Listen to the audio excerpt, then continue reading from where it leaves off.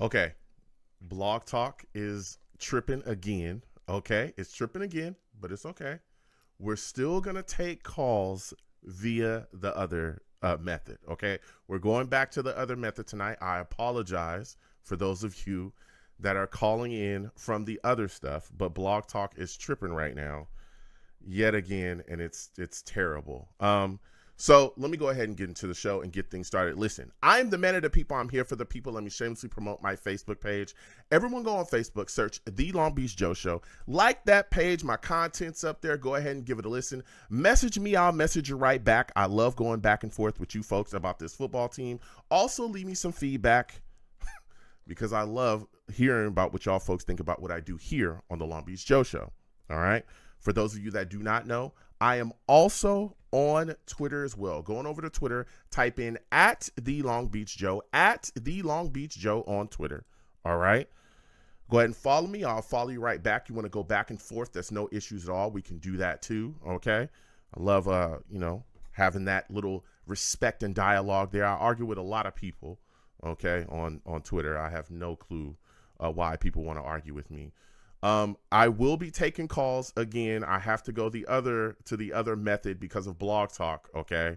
That's why, because Blog Talk is tripping tonight. So I apologize to anybody. I'm going to post the number to the show in a second. Okay. I'm going to post the number to the show in just a second. Once I get done quickly, doing these topics here, and then we're going to immediately, go to listening to you folks for the, for your takes on what we got going. So do not worry.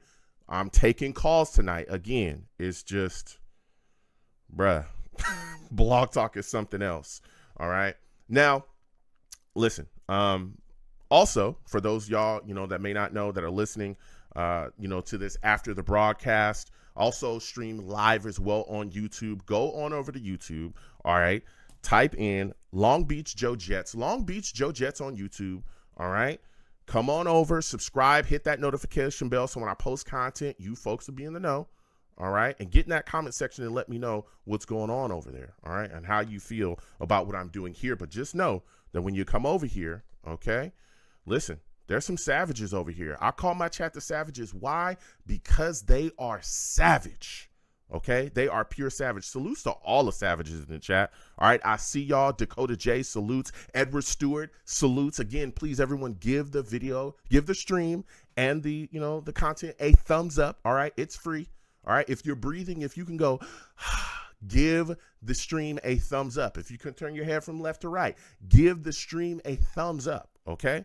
All right. So please share the content across your social media platforms with your friends and your family as well. Okay, salutes to Michael. He says Blog Talk blows. Oh, listen, tonight, if you want to go crazy and bash Blog Talk, I'm not going to stop you. I'm not going to stop you. Not me. I'm not going to stop you, baby. All right. I'm not going to stop you. All right. Salutes to NY Jets FL. He says, can I call the Cali hotline? Yes, the hotline will be open in just a second. Hold on. Okay. Hold on. Jets Afterburners. I see you in the building. He says, Joe, what's good, brother? Telling you, the Jets will trade back with the Raiders. We're going to be talking about trade possibilities, all that stuff. Salutes. Val, Outlaw, I see you in the building. Jack Kennan, salutes. All right. Listen, we got to get to it, okay? We got to get to it. Again, I apologize to everybody that's calling in. Blog Talk is tripping, okay? It is tripping, all right? It's tripping, bro. Okay? Don't ask me why, but it's tripping. If you want to bash Blog Talk, feel free when you call in, okay? Now, we're going to get to some things, okay, that's been going on here, and then we're going to immediately get to the callers. Immediately, all right? I want to talk to y'all, okay? You look at the situation, the New York Jets have some things going on here, right? You look at the voluntary workouts that have just recently happened. Listen, Aaron Rodgers shows up day one, okay? He shows up day one to the voluntary workouts. And I'm telling y'all, everything that we've heard about him, right? And all the people that were saying all these different things, all these things about him, all that is just complete nonsense, okay? It's complete nonsense. This guy has showed up from day one, showed up at the voluntary stuff, ready to work, ready to go. And he did the exact same thing this season coming off of that Achilles injury. if that's not showing you that this man is committed to getting W's, if that's not showing that this man is committed to handling business here, I don't know what will. I truly don't know what will. So salutes and hats off to Aaron Rodgers getting things ready. As we know, the first day happened on April 15th. The OTAs, off-season workouts, are coming as well in May. And we also got the mandatory mini camps in June. So that looked good. We also had Brock Bowers visit the facility Monday as well. Boy, oh boy, those Bauer boys are going crazy. Those Bauer boys is going crazy. We're going to hear from them tonight. This is going to be the final show before the before the NFL draft, where the New York Jets will select whatever players they're going to select to come in here and help this football team. But let me tell you something. There are rumors swirling about the New York Jets taking Bowers. There's been a lot of talk. Peter Schrager, he's been mocking Bowers to the Jets. It's a ton of mock drafts now that are all of a sudden talking about Bowers to the Jets. It's getting wild, okay? We're going to be talking about that tonight as well. Everyone knows I want an offensive lineman, but that's we'll see what happens, okay? I'm hoping that the Jets do that. I think it's going to be very I think if Joe Douglas does that, it's going to show that he has a lot of stones, because if something happens, if something goes awry and he does not have a backup plan for this offensive line, boy, oh boy, is he going to be in some trouble. Okay, especially if Aaron Rodgers goes down because of that decision. All right, we're going to be discussing that. Also, while we're talking about offensive linemen, guess what? That boy J.C. Latham is visiting the Jets tonight. He's also going to be there Wednesday as well. Could he be the selection at 10? That's a big question right there. Okay, that's a big question. Also want to talk about Brandon Aiyuk. Brandon Aiyuk, there's been a lot of rumors surrounding him and, him being traded from the 49ers. There's been talks. His agent came out and talked about how he never asked for a trade, even though that was being reported. San Francisco's coming out now saying, hey, maybe, we don't really want to move on from him, even though that's not really stopping teams from calling and inquiring about him. I know that there's some stuff with this contract. They haven't given him. He unfollowed the Niners. There's been a lot of things moving and shaking. And I'm starting to wonder, should the New York Jets look to make a move for this guy? It's interesting. He's had 2 seasons back-to-back, over 1,000 yards. This guy's a weapon. I'm on the West Coast. I watched him. This guy can move and shake. So I'm wondering, should the Jets make the move? And if so, how much it could cost them. All right. We're also going to be talking about a lot of different things. So I'm going to take some calls again. We also have some things we got to get to. So again, here's the number to let me put this up here properly. All right. Here's the number, the call-in number for y'all tonight. Okay. It's going to be pinned to the top of the, chat there. We're going to be taking calls tonight. All right. I apologize. Blog Talk is tripping. Okay. We also have a guest we're going to tend to as well. All right. So if you want to call in, go ahead and call in. We'll be taking calls. Okay. We're taking calls via this situation tonight. And I want to hear from y'all. All right. I want to hear from y'all. All right. 805-885-0467 is the number. Okay. And we are taking calls. Okay. Man, this thing is moving and shaking. Listen, I apologize to those of y'all that are Blog Talk is tripping, and I apologize, okay? A lot of things moving and shaking. Saying the phone number is not working. Let me see here. Let me make sure here. Let me see. Let's make some calls here. NY Jets FL. So there's been a lot of things moving and shaking. Again, I apologize to anyone that was looking to call in. The number tonight is, man, there's a lot of things going on with Blog Talk, and they are tripping. So let me see here. See if I can give this man a call. See here. Boom. Okay. Hold on a second. Hold on. We're going to be taking a call here. You reached Tenson Stuff's voicemail. Please leave your name. I think we lost him. I think someone's calling in. Hold on a second. Just keep calling in, guys. We'll figure out the situation there with our with this number here. I was trying to take some calls. But, there's a lot to discuss here about what the New York Jets are going to be doing. And, man, oh, man, it's going to be crazy with this upcoming draft. I'm going to be taking some thoughts from the chat as well. So please put your thoughts in the chat as well. All the savages there. Salutes to Edward Stewart. He says, hold on a second. We got our first call here. Hold on. Salutes and respect to you calling in to the Long Beach Joe Show. I believe this is this Tony Pauline calling in here? It is. Yeah. Hello, listen, Tony, I apologize. Blog Talk is tripping. We were moving and shaking through this situation. I want to thank you for calling in here to the show the way you did through this. I was going to contact you and let you know what was going on. But now that you're here, I'm so excited to have you on. For those of you that do not know, this is the great Tony Pauline.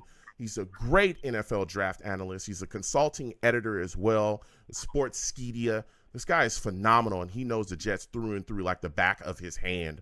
And I'm so excited to talk about him. Again, Tony, I apologize for the mishaps with Blog Talk. It's a trip tonight. But here you are talking to us, and I really want to get your thoughts to start talking about Joe Douglas and Robert Saleh. What are your thoughts on them at this point, and do you believe that they'll be able to meet the expectations that are so high this upcoming season?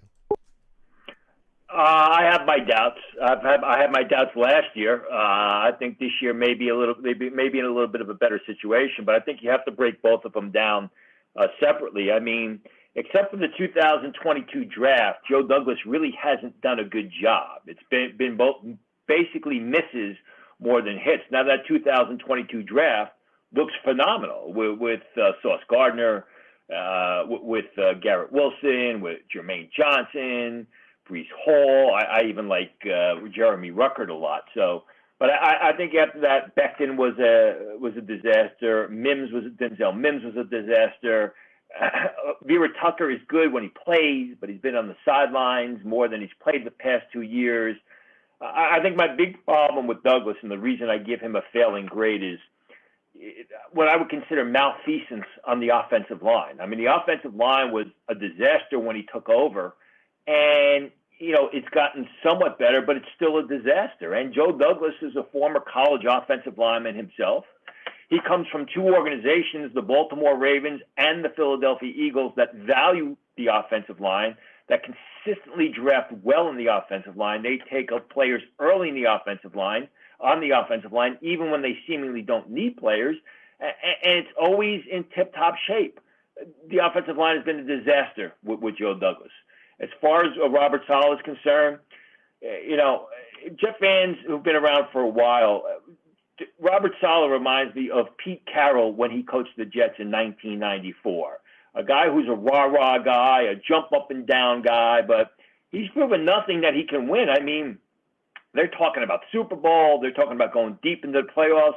Robert Saleh's never, I'll have to tell you, Robert Saleh's never had a winning season as a head coach. And, you can point to the fact that Aaron Rodgers got snapped his Achilles, 4 plays into last season. You go back on 2022, that team really should have been contending for the playoffs, and it was an absolute collapse in the second half of the season.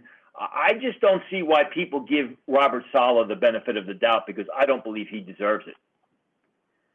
Yeah, there's been a lot of talk, and especially, this last, this most recent offseason, Woody Johnson made it very clear that, hey, the Jets need to be better than what we saw last season, and we all know, or at least feel, that those seats are hot, and that if they don't get it done, there's a lot of talk that Joe Douglas and Robert Saleh could be on their way out the door.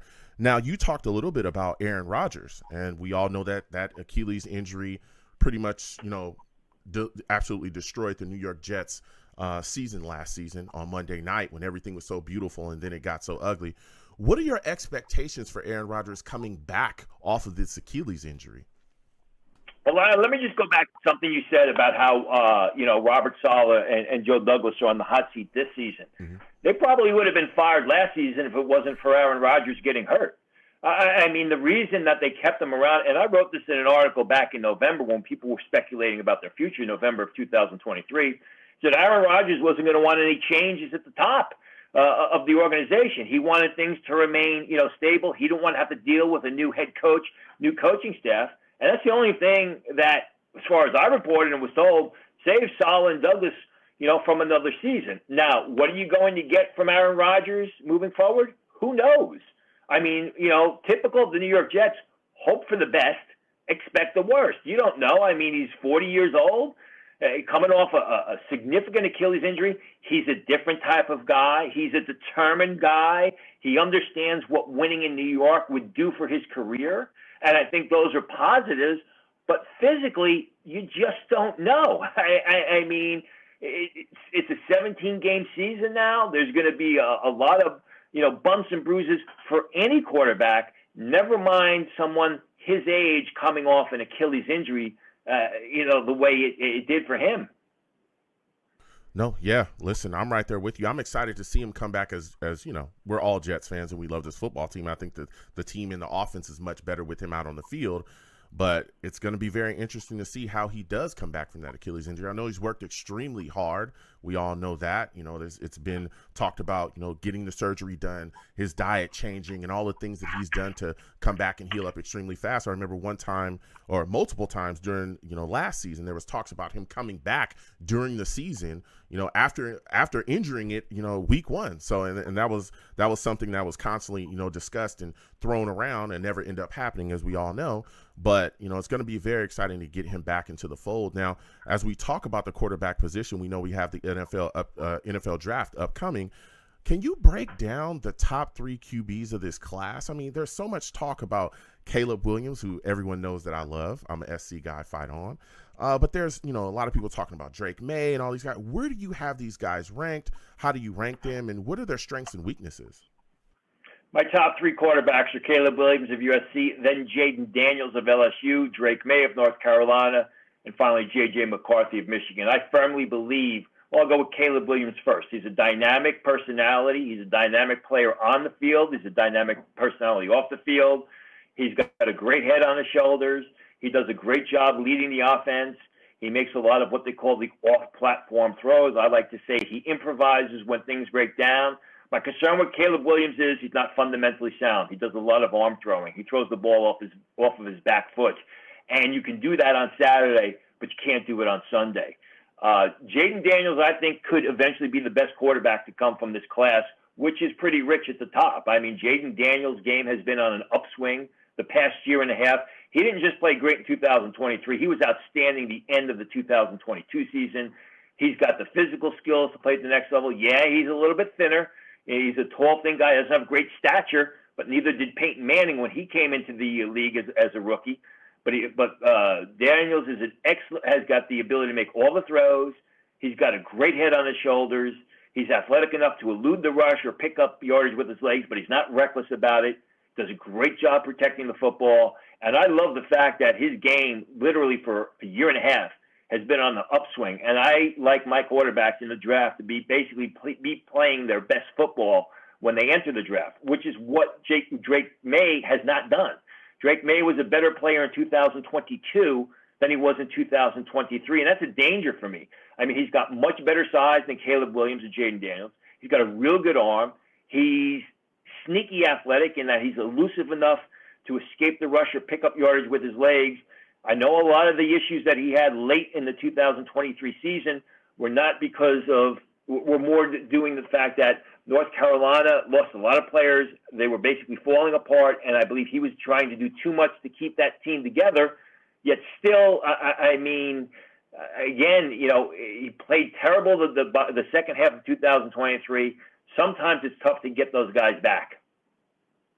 Yeah, it's going to be very interesting to see, going forward, how this situation plays out in the draft with this quarterback. There's a lot of talk about teams moving up to grab them. I know there's been a lot of talk about teams focusing on Caleb Williams and trying to trade up and grab him. So we'll see what happens. But as we continue to talk about this New York Jets team, Tony, you talked about the offensive line and how atrocious it's been, and it has been, especially last season. It was awful. Joe Douglas has been able to make some moves, though. We got Tyron Smith into the building. We got Morgan Moses into the building. We also went and got John Simpson. What were your thoughts about his move via free agency and trade to try to improve this offensive line? Well, he had to do it. I mean, because, at the end of the 2023 season, the problem with the Jets were the same as the 2022 season, the offensive line, and you couldn't rely on drafting three rookie offensive linemen. So he had to do it. Now, I think where we sit today, the offensive line is in a better situation than where it was a year ago, entering the 2023 draft.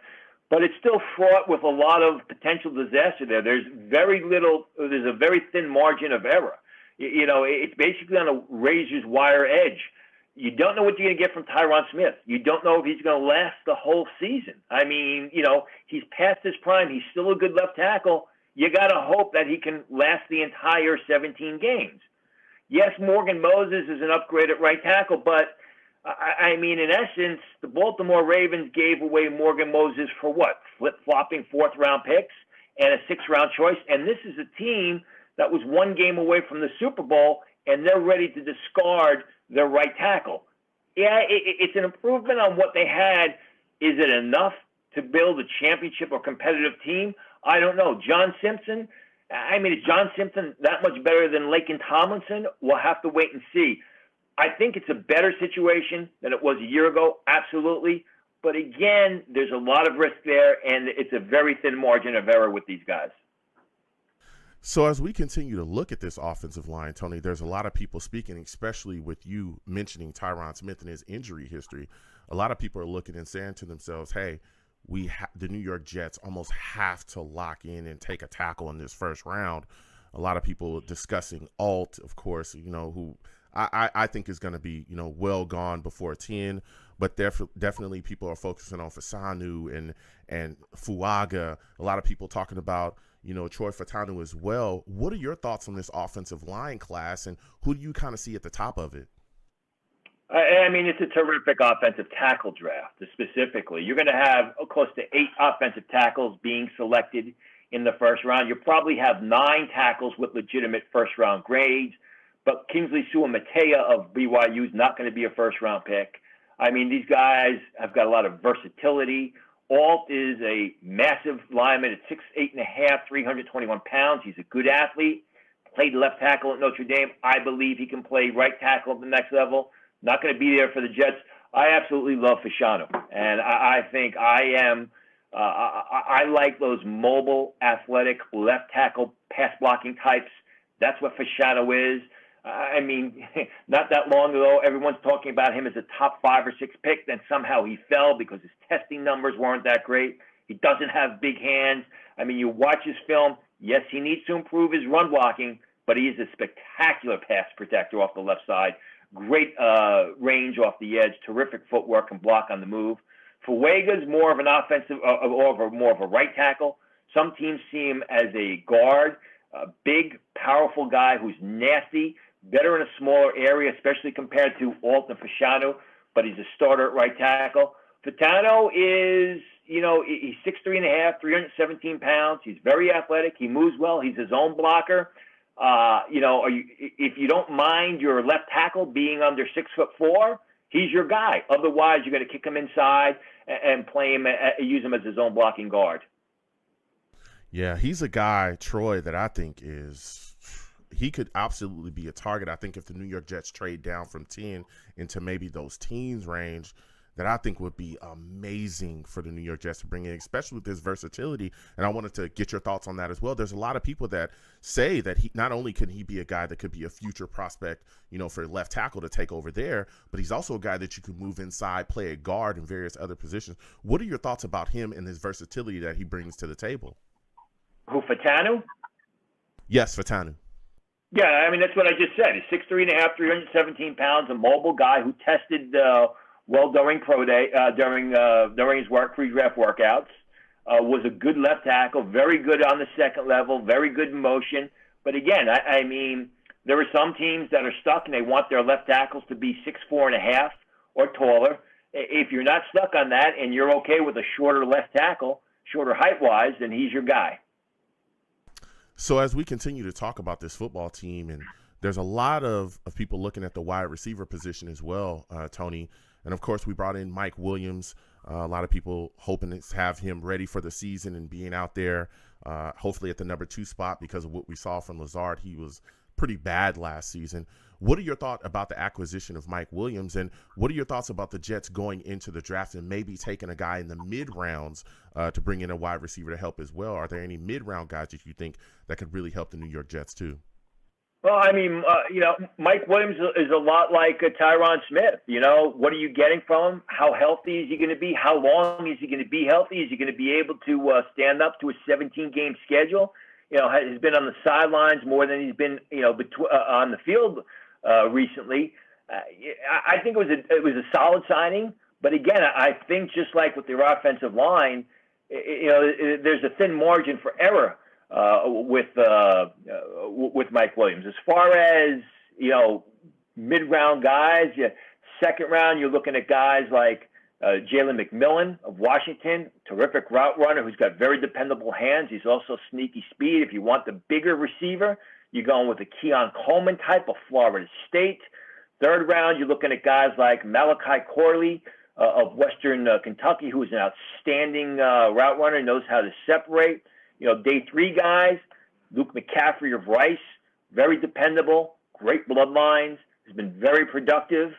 Later on down the road, Taj Washington of USC, a much smaller guy. They have that sort of guy in Gibson in the sense that he's small, he's swift, he's very reliable, probably a better pass catcher than Gibson, and he's also outstanding running after the catch.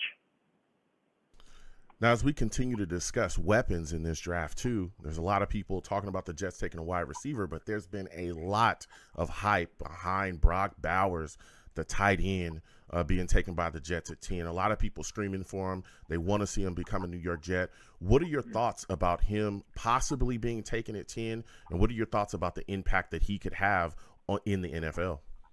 I think it's a realistic possibility. In fact, I think right now, it's not a given, but I think that's the way they are leaning. I initially reported that from Georgia Pro Day. He's a guy that they like a lot. There are some people who think the Jets won't have the opportunity to draft him because he'll be gone before the 10th pick. Now, the fact of the matter is he is a playmaker at the tight end position. He plays the tight end position like a big receiver, and he would just add another weapon for a healthy Aaron Rodgers. Tyler Conklin is a solid short and intermediate range target. He's a tough tight end, but he's not the playmaker of Brock Bowers. Brock Bowers is a guy that was a consistent producer for Georgia. He gets down the field. He creates mismatches. He's an outstanding pass catcher who can split the seam or come away with a difficult catch in a crowd. And he's not a bad blocker. I mean, they really didn't ask him to do too much inline blocking at Georgia. When they did, he did a solid job. He was very effective blocking in motion. He's going to be a very high pick. I think he's going to be, at worst, he'll end up a number 12 to Denver if they don't trade up for a quarterback. And I think he's a guy that you could plug in almost from day one, and he's going to produce for you. Now, as we go over to the defensive side of the ball, we know that the New York Jets lost Bryce Huff this offseason, but we were able to bring in Hassan Reddick on a trade. What are your thoughts about Hassan Reddick and what he adds to this defense? And what are your thoughts about Will McDonald and what Hassan Reddick can help him do in his second year? Do you believe that Hassan Reddick will help him get and take that next big step that we're all hoping? Well, they better. He better. I mean, because Will McDonald was the surprise pick last year at number 15. That was 10 spots earlier than anyone thought, he was going to go. A lot of people thought Jackson Smith-Njigba. I had said before the draft that Jackson Smith-Njigba was going to be a target for the Jets with that first pick. The Jets later came out and they said they didn't have a first-round grade on Jackson Smith-Njigba. They were either lying through their teeth, or if that's absolutely true and they did not have a first-round grade on him, they should all be fired because he was a first-round pick. And you see the need at receiver this year because they went with Will McDonald last year rather than taking Jackson Smith-Njigba. I think the trade for, if they hadn't taken Will McDonald as early as they did last year, they probably signed Bryce Huff to a significant deal after the year he had. I think the Hassan Reddick trade makes incredible sense because they basically gave, next to nothing away from him, a conditional pick in the 2026 draft. He brings a lot of veteran leadership. He brings a lot of experience. And I think that's what Will McDonald needs. Will McDonald is an incredible athlete. He's got an NFL body. He's a guy that is a little bit slow to learn. And I think if Hassan Reddick can take him under his wing, that's exactly what Will McDonald needs. Again, for those of you that are just catching in or coming on, we're speaking with Tony Pauline, consulting editor and NFL draft analyst at sportskeedia.com. Get involved with everything that he does. He's phenomenal, and he knows the Jets like the back of his hand, like I continuously tell people. Now, Tony, with so much uncertainty behind C.J. Mosley, a lot of people, and I've talked about this, aren't looking at that middle linebacker position as a position that I think the Jets should try to address in the later rounds of the draft. Are there any linebackers that you see in maybe that third or later that can come in and really be a guy that you think could pick up and really put some things together to maybe be a future starter there at the middle linebacker position for the New York Jets? I mean, it's not a deep class. There are some good linebackers in the third round. Trevor Wallace of Kentucky, 6'1.5", 237 pounds. Tested off the charts, plays mean, nasty football. I like the player a lot. Some scouts question his instincts. I don't see that on film. Had one huge year at Kentucky, entered the draft. I like Cedric Gray of North Carolina, a little bit smaller than the Trevor Wallace, a little bit slower, but a guy who's got great instincts, constantly around the ball, making plays. Tyron Hopper of Missouri, again, a little bit smaller, 6'1.5", 230 pounds, but someone that's constantly making plays on the football. You know, do they want to take a linebacker, inside linebacker in the third round? I guess it depends on what they do with their first two picks, if they address the offensive line, if they take a receiver, if there's a good receiver staring them in the face in the third round. Day three guys, you're looking at Jalen Ford of Texas. Has some injury issues recently, but 6'2", 240 pounds. He's a mean, tough player who plays just nasty football, which I think would really fit the Saleh system. Yeah. Now, Tony, it's been phenomenal speaking with you, man. Before I let you go, I'm looking for your draft prediction. Who do you think the New York Jets take with the 10th pick in the first round? I think they should take Olu Fashanu because I go back to 1996 when I thought it was a major mistake taking Keyshawn Johnson over Jonathan Ogden. I think they should take Fashanu. I think it's going to be a pass catcher, whether it's Rome Odunze or whether it's Brock Bowers, a pass catcher, and Brock Bowers is a pass catcher. I think that's what they're going to do because, they're in win now mode and they've got to get players on the field that can help them right away. And Fashanu, maybe he can play guard for a little while before they kick him out to tackle. But the pass catchers are going to be the players, a guy like Brock Bowers if he's there, Odunze, who's a very safe pick. He's a terrific wideout. Those are the players that I think, from week one can be on the field helping the Jets, which is what they want because, it's boom or bust with the Jets this year. It really is. Yeah. Listen, Tony, it's been phenomenal speaking with you again. I want to thank you for calling into the show. We had some issues with Blog Talk. Before I let you go, can you please let my audience know where they can find you, all of your social media and everything that you're doing? Because, again, you're phenomenal at what you do. I'm at sportskeedia.com right now. We'll have all kinds of breaking news leading up to the draft. We have a great mock draft simulator. So for all your listeners who want to be a GM, you can go there. You can use the mock draft simulator for 1 round. You can use it for 7 rounds. You can use it for 4 rounds. We'll have rankings on more than 450 players with scouting reports. So you'll be able to find information not only on the guys that the Jets select through all 7 rounds, but the players that they sign as undrafted free agents. Tony, I want to thank you for calling in. You have yourself a good night, my friend.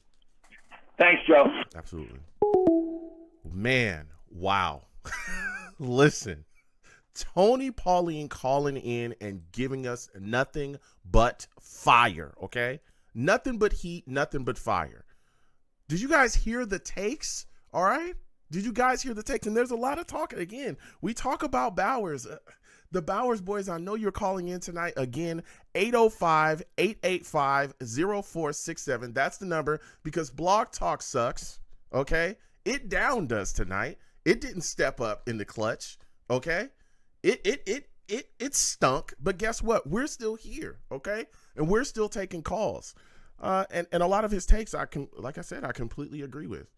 You look at the situation, I believe as well that the New York Jets should be looking to take Olu Fashanu. Now, we're going to get back to these lines, all right? We're going to take these calls, all right? We're taking these calls. Salutes, I believe this is Rusty, am I correct? That's correct, Joe. How's it going, fam? Rusty. Salute to you. Salute to Savages. Thank you. Salutes, Rusty. Again, I don't have the. I don't have my sound bites. Imodium, huh? I don't have my. Imodium is going to be making a lot of money. Man, I ain't got my sound bites tonight. All right, because we know Blog Talk sucks. But again, we'll get back to. And again, anyone that I miss, I'll be hitting you back. Don't worry. But here you are. You're calling in again. Thank you, Rusty, for coming on to the show. Now, listen, Rusty, I'm talking that talk tonight. All right, we know that the New York Jets. We've got this situation here. And we got the draft coming up, right? This is going to be the final show before the draft. So I want to get your thoughts on this, right? There's been a lot of rumors swirling right now surrounding Brandon Aiyuk, okay? And I'm a guy that's looking around, and I'm saying to myself, the New York Jets could use a wide receiver of his ilk, man. This is a guy that puts on work, okay? He's had 2 over 1,000-yard seasons back-to-back, right? 1,300 yards, over 1,300 yards last season. And I want to get your thoughts on this, man. Would you like to see the New York Jets trade for him? No. He's a great wide receiver, but no, I don't. And no, I really don't. We have a lot of money tied up with it too. Mm-hmm. And there are plenty of caps to draft in this wide receivers to draft in this class. Mm-hmm. And there's some ballers out there too. This is basically like an offensive line and wide receiver draft. And then sprinkled in there, of course, is, some guys that are going to come out of it and rise to the top, some linebackers, safeties, corners, and things of that nature. Not really a tight end draft, honestly. That's next year. Next year is the tight end draft for sure. There's a lot of good tight ends coming out next year. Mm-hmm. Real good tight ends. Mm-hmm. But I don't want to get tied up in the money and stuff like that and then lose a draft pick because we'd probably have to trade one, right? Mm-hmm. Yep, you probably have to trade for him. Yeah. Okay. Yeah, no bueno for me. No, listen, and I hear you. I'm just asking these questions because, again, I like Brandon as well, but like you said, that contract I know is going to be hefty. I believe he's in the last year of his deal. This upcoming season is going to be last year. And you're definitely going to have to give up some capital. You know what I mean? And especially with the New York Jets, like we're sitting right now, we don't even have a second-round pick this season. Maybe that means you're going to have to pull from future seasons. I don't know if I'm interested in that. But as we continue to talk about this football team, right, you started to talk about, the tight end position and this upcoming draft. I'm not a Bauer boy by any means. Oh, you're not? You're not? Listen, why aren't you? Listen, Bauer. Way. I'm a wall guy. Rusty. Bauer mania has gone crazy. As we know, he visited the New York Jets. I believe it was Monday. They got J.C. Latham as well coming in tonight. But I want to stick with you with Bauer, man. What are your thoughts about all of this hype and how it's revved up about Bauer's becoming a New York Jet? I mean, even the guest we just had on, the great Tony Pauline, spoke about it a little bit as well. What are your thoughts about this, man? Do you think it's all hype, or do you think that this could be real? Even Peter Schwager, who's been correct about a lot of New York Jets draft picks in the first round, talked about, has mocked, Bowers to the New York Jets as well. So give me your thoughts, man. It would be a terrible decision by the Jets, I'll tell you that. He's not even a true tight end. Like, people can say, oh, yeah, he doesn't, He really, let's just keep it 100. He really doesn't. He's more of, I don't know, like those hybrid types that really don't block and go out there and do different types of catches. We're not in the predicament to even get one of those types of guys. We only have guys on the line that are at best here for a 2-year contract, and that's for one of the guys. And all of them, knock on wood and praying, don't happen, but, all these different types of injuries. You have to stack those cinder blocks in the wall and brick it up and mortar it, So, and he's not even the best. He's not even a true tight end. The best tight end that's on Georgia right now is Oscar Delp, and that's keeping it 100 too. Like that, he's a real tight end. That kid's pretty good, but he ain't no Luke Lackey too. That kid that's coming out of Iowa next year, that's going to be in the draft. So as far as they're saying he's a generational, this guy coming out is generational. We heard that about Trevor Lawrence too. We've heard that about multiple different types, and he's not that guy. Okay, yeah, he plays in the SEC. Cool. I'm not kissing their rings or bowing down to those types of guys. And truth be told, too, a lot of the tight ends, they come out of different types. They come out of the Iowas. They come out of the Iowa States. They come out of, like, those different types of programs. Mm-hmm. It's not always on the SEC. Mm-hmm. So, but you can't hate on his game. He's basically a wide receiver. Mm-hmm. If any team was going to draft him, set him at wide receiver. Yeah, and set him against all those corners and stuff. And putting a label on him as a tight end is a discredit to tight ends, honestly. Well, yeah, there's been a lot of talk about him just basically. That's what I see. Yeah, basically being a guy that's more like a wide receiver, big guy, and he's tough to cover. I'm just looking at the situation. I'm going, man, the New York Jets need help in other areas, especially when you look at wide receiver. There's a guy like O'Dunes that could be there at 10. If Romo Dunes is there and Bowers is there, I don't see how the Jets pass on O'Dunes. I just don't see it. If you're forced to take one of those guys, I just don't see it. So I don't know, if you're man. if you're forced to, not able to trade them with you, I would take an offensive lineman over a tight end. I see him as the next Kyle Brady. Like, oh yeah, not everyone, but the Kyle Brady draft thing came out of nowhere. The Jets selected him over. Oh, that was just so bad over Sapp. But, whatever. Yeah, it was that guy Sapp. It's not like he's a Hall of Famer or nothing. No biggie. Unbelievable. Listen, I don't even want to talk about past Jets draft. There's been some rough first round picks. I remember this is bad. But we're in a different space, a different time now. We got a different general manager that has really made some moves. But I want to get your thoughts on this, Rusty. J.C. Latham is, meeting with the New York Jets tonight. We know he's also going to be with them Wednesday as well. Do you think that there's a possibility that the New York Jets would take Latham at 10? What are your thoughts about that, man? Oh, well, no, I hope not. The only types of guys is, would be like Olu and Alt in those positions if we had to do it at 10 and they were on the table. I'm praying that we're able to trade back. I really do. I hope that, because we need to fill more things. We need second rounds. And there were plenty of awesome and really good offensive linemen later on in this first round. Barton's, my guy, Morgan. Then you have the Cooper Beebes. You have, the Van Prans. You got dudes that can move around too. And they're getting swept under the rug. And I'm telling you something, it's going to be a team like the Niners. Or, oh, God, it would so suck if Kansas City got, the Bartons or the Jordan Morgans. And same thing with Baltimore.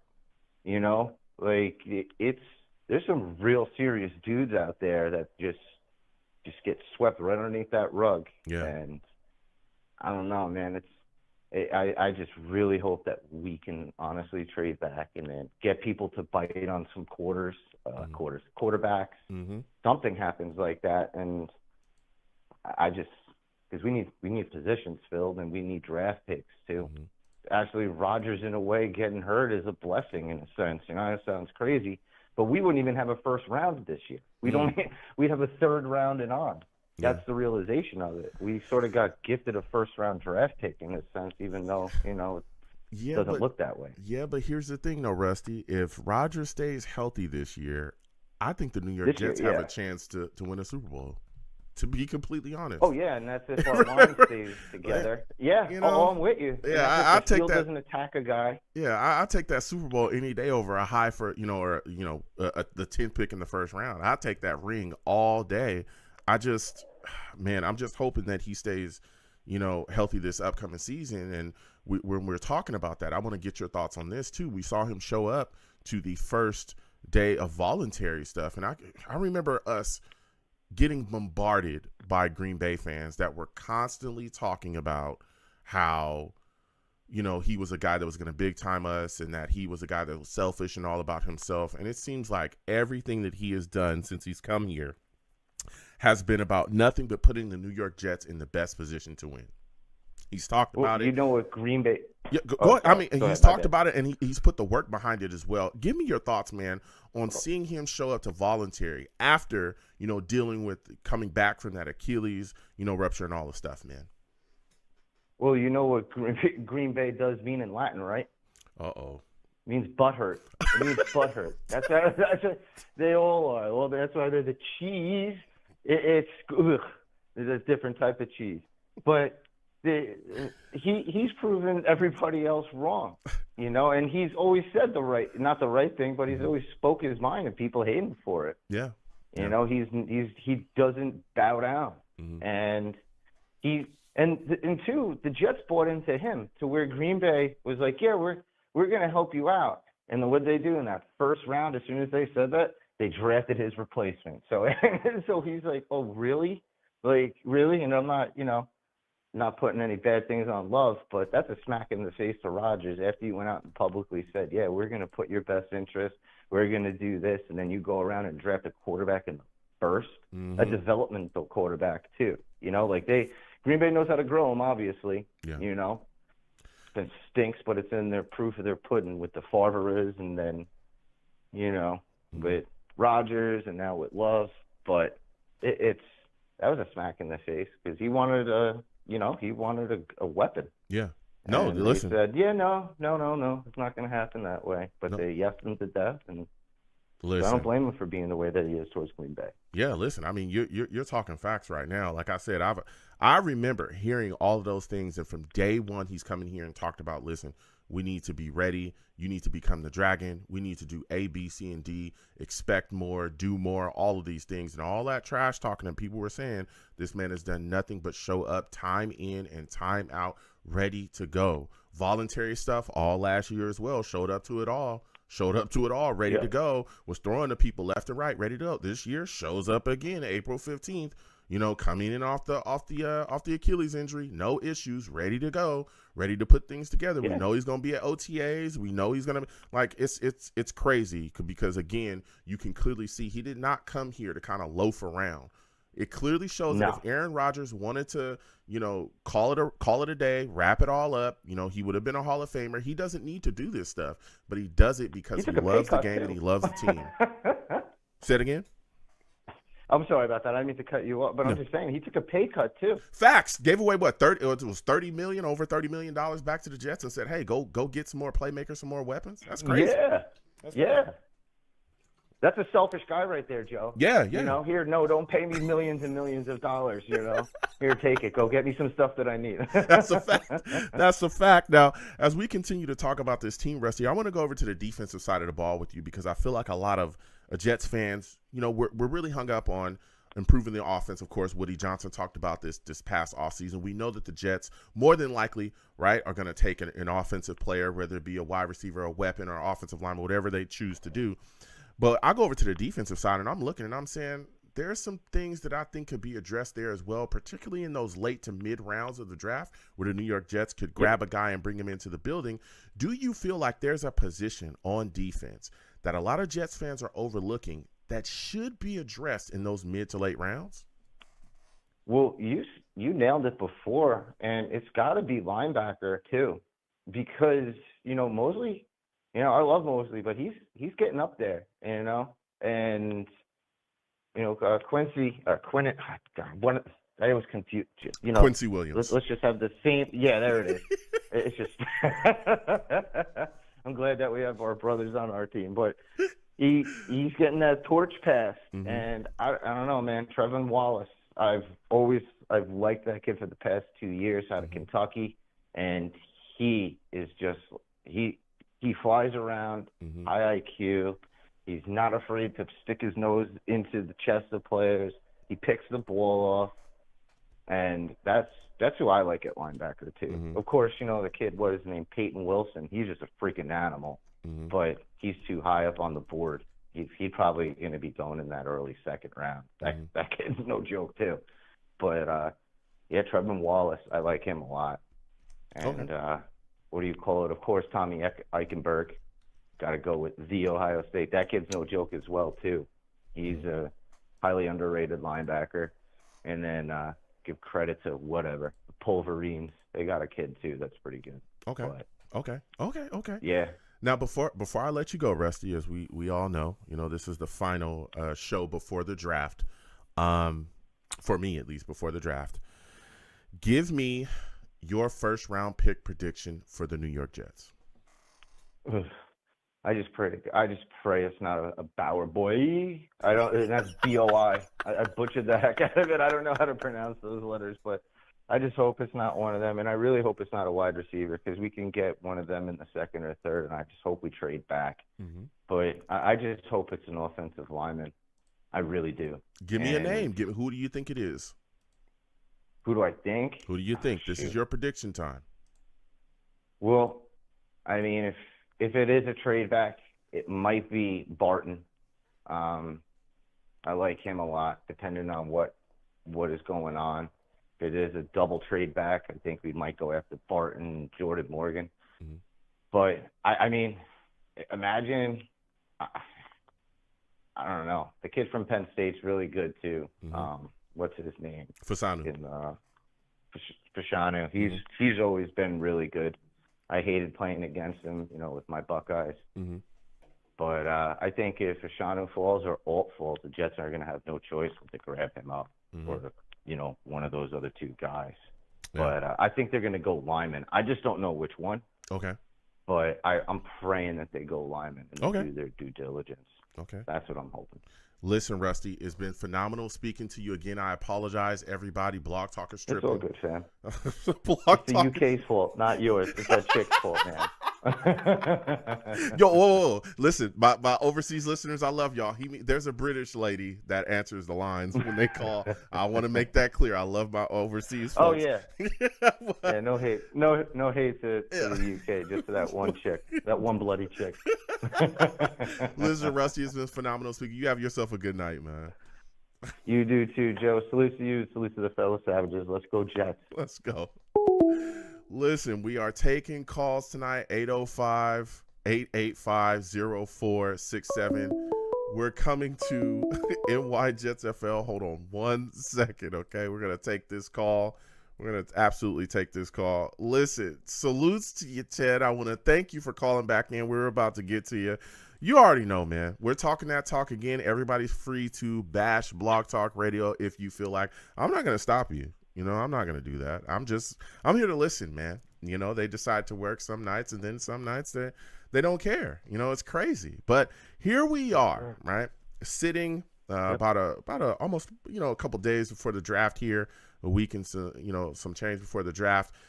And I'm looking at this situation, Ted, and I am here, looking at Brandon Aiyuk, man. And there's a lot of people talking about making a move for him. There's some Jets fans that want to see it happen. A lot of rumors, things swirling around him. What are your thoughts about him, and would you like to see the Jets make a move for him? Firstly, Tony, Pauline, excellent analysis. Yes. Rusty, very good first caller, very knowledgeable caller, as always. I don't know, Joe. We'd have to the money involved and the draft picks. He's good and all, but actually above good. He's excellent. I just wouldn't do that, Joe. I would be interested in, if you want to trade up a little bit for one of the receivers, if they fall to 7 or 8, I'd be willing to do that over trying to get Aiyuk and then pay the big money. But I know he's very talented. Yeah. No, yeah. Listen, I'll get it. I get it. I'm just asking because, man, this guy, there's so many rumors swirling surrounding him right now. Over 1,300 yards last season. I watched the Niners. I'm forced to out here. He's a good player, man. If he becomes available, I think you can get him for maybe a second-round pick, maybe less than that. We've seen really good wide receivers go for less than that. And he's a guy, I'm telling you, that's putting some things together, and he'd have some familiarity and the kind of a West Coasty type of scheme that we run. I don't know, man. I don't know, but we'll see. Joe, again. Go ahead. You're saying, Joe, we wouldn't have to give up number 10 for him? You don't think? No, I don't think we would have to give up 10 for him. I don't. I personally don't. I know that there's a lot of Jets fans saying give up 10, switch, and go down to like 31. I don't think we'd have to do that. Again, we've seen wide receivers. Look who we were going to give up for Tyreek Hill.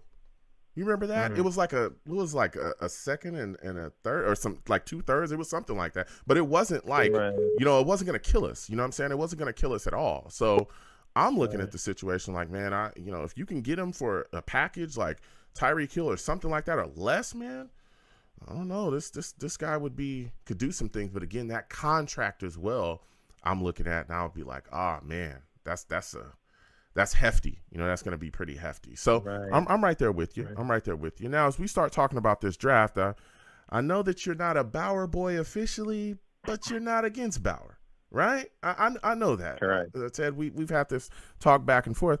So you've got to be hyped because the Bauer's hype here is through the roof.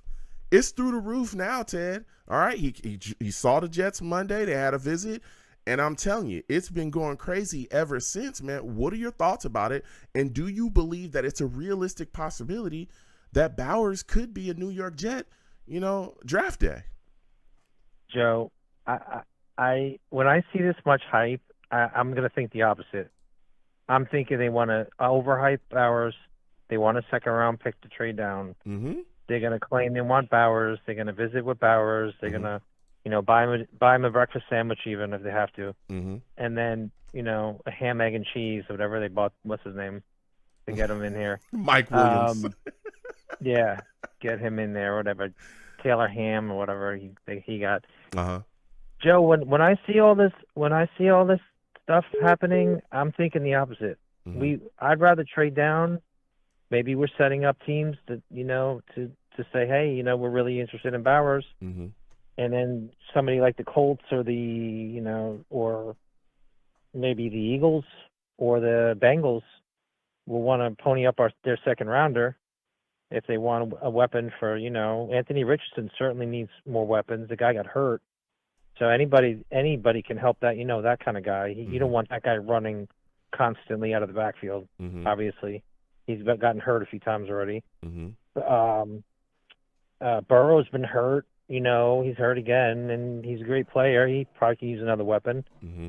So, I think there's a lot of, obviously, what's smoke? I don't know. There's all kinds of little games being played. I really think we're looking to trade down first. Mm-hmm. Okay. Before we take Bowers. Okay. Mm-hmm. So, and I'm going to go there with you because talking about trading down is really interesting. Just, we've all had different discussions, different ideas. I know that there's some people that have called in that want to trade all the way down. There's guys talking about trading down twice. So when you're talking about, the New York Jets possibly moving down, let's say I'm going to make you Joe Douglas, Ted. If you're Joe Douglas, where are you looking to trade down? Like, what is your max distance? Like, what is the furthest that you're willing to move down? And what kind of capital are you trying to gain? I guess it depends on how many linemen on the. I agree with Rusty in theory. I mean, after you drop off the top three wide receivers, there's a lot more, in the late first, second round range. Mm-hmm. So I'm thinking that you may want to focus on an offensive lineman in the first round. It all depends, Joe, on your board and how many guys you have are on the same level. How many 2 or 3 guys that you can say, hey, I'm happy with these 2 guys. I would say no more than 22, but that's a risk down by the Eagles. But I think the Bengals are at like 15 or the Colts are on 15. Wherever the Colts and the Bengals were, I'd say those are the 2 spots that I would probably be solid with. Okay, so like 15 and 18, 17. 15 and 18. I think the Something like Bengals that. are at 18, Yes, Colts are at 15. Yeah. Yep. That's where I'd want to be. Okay. And so who would you what is the player just off the top of your head? Is there a player that you would target if you're there at 15? Who do you think is still going to be there that's going to be able to help the team? Well, that's the big question. Who's going to be there? And that is the big question. So you don't know who's going to, what teams loves. Some people love think Latham's a top 10 pick, and some people think Latham is a late first. It's crazy how much. I guess it depends on your offense too. I like Fatanu. I would definitely like him in the teens, but I see him in some mocks going top 10 even. So because of his versatility, I guess it all depends on who you love on your board. That's kind of where I'm at. Yeah. No, listen, I hear you. I hear you.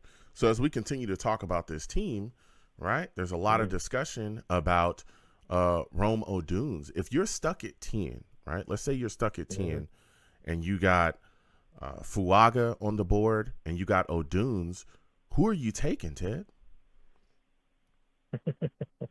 I love your questions, Joe. In my opinion, well, I'll answer your question. I think I'd have to take Rome, but I don't think he's going to be there. You don't I think he's think we'd going to be have there to at trade 10? up for him. Okay. I don't think so. I think he's either going to go to the Chargers or at the latest the Titans, because Will Levis needs another weapon. Okay. I know they need a lineman too, Okay. but the guy needs another wide receiver Mm-hmm. if they think he's going to be the franchise quarterback. Mm-hmm. So I think we would have to move up to 7. Mm. Everyone's saying, "Oh yeah, we can move up one spot to the Bears." Somebody has to fall, but I don't think Rum's going to fall. I think he's right behind Harrison. Okay. I really do. Okay. Yeah, there's a lot of discussion that's been had about the big 3 kind of wide receivers here. Of course, we know Harrison, Neighbors, and O'Dunes. There's been a lot of talk. There's people that believe that O'Dunes is the best wide receiver in the draft, the same way that some people believe that Malik is the best. Like there's been a lot of discussion about them kind of moving around, but Rome, there's been a lot more talk about Rome possibly being there at 10 more than Harrison or Malik as well. So we'll see. Mm-hmm. I mean, look, I tell you what, the Bears right now at 1 and then 9, if they take Caleb Williams, I don't know, man. I'm thinking at 9, they're probably going to take a pass catcher, and it's probably going to be O'Dunes if he's there. I think it's going to be tough, to see them kind of pass on him unless they're willing that. I've also been talking about this, man. I'm wondering if the Titans will make that move and take Alt. That's something that could really shake things up too as well, Ted. If the Titans don't take Alt, man, there's some things that can really get the moving and shaking, especially if Alt gets past 7. I'm wondering if Joe Douglas makes the move, makes some calls, and trades up. I mean, could you foresee that? It depends if he likes him, Joe. I saw some analysts say that Joe Alt has some questionable footwork. Like his anchor isn't that great. Mm-hmm. So Latham, I've seen that guy anchor, and he can't be. He doesn't move much. Mm-hmm. Sometimes Alt can get a little off balance and stuff. Mm. So I think everyone loves Alt because of his pedigree, his dad and all that, and he's a very good player. But if he slides, I guess you'd probably have to consider trading up for him because he's still going to be a great player. Yeah. You know what I mean, I still, if you got to move up 2 spots at that point, and the receivers are gone, I think you probably have to make that move and give up like a 4th or something to go up and grab him. Yeah. Yep. Now you talked a little bit about value. Yeah. Say it again. Too much value. Sorry, Joe. Yeah. No. Yeah. Absolutely. And again, there's been so much discussion, and I remember looking at the board at first, the way things were falling out, and I was like, if Tennessee does not take Alt at 7, if he doesn't come off the board there, I don't know who selects him. I mean, not saying that he's a great player, of course. We're all excited about him and what he could bring, especially, if we can get him in a Jets jersey. But I don't think the Falcons would do it. Maybe the Bears do it. I don't know if the Bears would do it. Again, I think they'll be looking for a wide receiver. And then after that, it's right in our laps. He's right there at 10. And it's like, I don't know how you don't. But I would think that, again, if the Titans do not take Alt, there's going to be teams screaming at the Falcons. We'll give you A, B, C, and D. Listen, we're moving up and we're getting Alt. And so I would wonder if Joe Douglas would say, hey, look, I'm going to make that move as well. I mean, we've got some draft capital in later rounds. Can you really pass up on a guy that people really think would be a phenomenal tackle, wherever he goes in, the NFL for years to come, especially with, the need that we have here. We know that Morgan Moses is not going to be here forever, and neither is Tyron Smith. So it's going to be interesting to see what happens with that going forward. Now, we were talking about Latham a little bit as well. You spoke about it. He's going to be visiting the Jets tonight. He's also going to be, there on Wednesday as well. You talked about him and what are your thoughts about him? There's a lot of Jets fans that I've spoken with that have been talking about the possibility of Jets taking him at 10. I mean, what are your thoughts on him as a prospect? If Joe loves him, they should take him. I don't think they should look at the Evan Neal's and say, oh, he's an Alabama player and he's not going to be good. I mean, he's a solid. I think he's going to be a very solid starter, and that's really kind of what we need at this point. We don't need a Hall of Famer. It would be nice to have a Hall of Famer, but we need a plug and play guy. We really do at this point, because we need, Tyron Smith. We need a backup, but we need, somebody like that who, Tyron's not going to play every game probably. Mm-hmm. So, Latham, man, that guy's got a great anchor. And like I said, once that guy puts his arms on you, you're not going around. Maybe he'll have a few issues with the NFL type speed rushers that we have to deal with, but everyone has problems with that, Joe. I don't care who you are, what kind of lineman you are. You're gonna have problems with that, with a speed rusher. Yeah, like Bryce Huff. Ironically. Yep. We got Hassan Reddick there. Yes, sir. Yes, sir. I didn't like it either, but here we are, right? And we got Hassan Reddick. So I'm going to move on from that situation. Now, you talked a little bit about, speaking of Bryce Huff, we're going to talk a little bit about this Jets defense, man. Is there a position on this Jets defense that you want to see addressed in the mid to later rounds of this draft? Yeah, I said in the last call, I really want to get a run stopper. And I can't understand. I know everyone wants to say, hey, let's sign a guy for a year and plug him in, but the guy from last year got hurt. He's older. So maybe we invest this. I really thought about Chris Jenkins Jr., but maybe we invest a third rounder in a run stopper. We still need a safety, and we definitely need a linebacker, in the later rounds. And that's where I'd be looking at, Joe. But if we start moving up in drafts, we're not going to have that kind of room to maneuver in the draft unless we use next year's picks. Yeah. So it's a dicey. It's a little. That's why, Joe, I would love to trade out of 10 and go down a few spots so you can get some more capital. Yeah. And then you can kind of fill in your holes. Yeah. Yeah. Yep. The thing about, I'll tell you what, man, the thing about trading out of 10, and we've had this discussion so many times. Like you said, it would really give us more capital, but you just gotta wonder, man, if there's a guy that's there, if Fasanu is there, I think it's gonna be tough to move from 10. I really do, because Fasanu, he's so smooth, and I don't want to put this out there, but a lot of people compare him to DeBrigashaw Ferguson. The smoothness, the fact that he can, the pass blocking ability, the fact that he's a guy that can really, do you want to pass up on that type of prospect, especially with teams being hungry, right, at offensive line? The Bengals being one of them. The Raiders also being talked about as a team that could look at taking some offensive linemen as well. So you gotta wonder, but I hear you. I can see what you folks are talking about when you're saying moving down. It really would depend on the value you can get back as well. Because if a team's willing to give you a second round pick because a guy that's on the board that they value, I don't know how you pass that up either, especially with some of the things that we can get done in the second round, especially when you're talking about wide receiver, still kind of being a need here as well there, Ted. So I hear you. I hear you, man. I absolutely hear you. So before I let you go, Ted, give me your final prediction, man. New York Jets first round. If you're stuck at 10, if you can't go anywhere, you got to be there at 10. Who's a player that you want to see the New York Jets take, man? Joe, real quick question. Are you not on Thursday Night Live? That's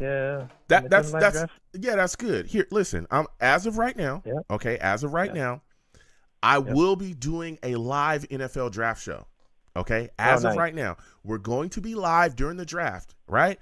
And then guess what? We're taking calls directly after the first round. All right. If Blog Talk works, okay, because they're trash. All right. If Blog Talk works, then we'll do it through Blog Talk. If not, then guess what? We'll be right here on this system. Okay. And I'll be talking to every single one of y'all. All right. So that's what we're going to do. As of right now, the way things is looking, I will be doing a live draft show. We'll be watching the draft together. And then once the Jets make their pick, wherever they make it from, we're going to take live calls, and I'm going to talk to people, and I'm going to let you get your thoughts out there live on the Long Beach Joe Show. Perfect. Go ahead. Perfect. Thank you for asking. I would say Joe, I would say, yeah, no problem. I would say Fatanu would be my first, and if they really love Latham, that'd be my guy. And I know you got to go, Joe. You got a lot of callers, Yeah. so I appreciate your time, and just let Tony Pauline know that Jonathan Ogden is still 6'9". I don't know if you remember that call that one year. So Thank you for calling in, Ted. It's been We have to phenomenal debate about speaking that with one. you. You have yourself a good All one. right. We're getting to another caller as well. Caller, I want to thank you for calling in tonight. Welcome to the Long Beach Joe Show. Again, I want to thank everyone for, taking the time to call in and stick with your boy. I apologize about Blog Talk. It sucks. If y'all want to bash Blog Talk when you come on the program, I'm not against you. But here we are. All right, caller, I want to thank you again for calling in. Give me your thoughts, man. Brock Bowers recently visited the New York Jets. The hype about him is off the charts. You got people mocking the Jets, taking him left and right. What are your thoughts about it? Well, thank you, Joe, for having me. Oh, hold on. Before, because show. I already listen. For those of y'all that don't know, this is Val. Okay, the circus has begun, ladies and gentlemen. Okay, Blog Talk is off the rails, but he's off the rails too. He about to show y'all. He about to show y'all. Salutes, Val. Thank you for calling in. Give me your thoughts, man. Hey, man, listen, man.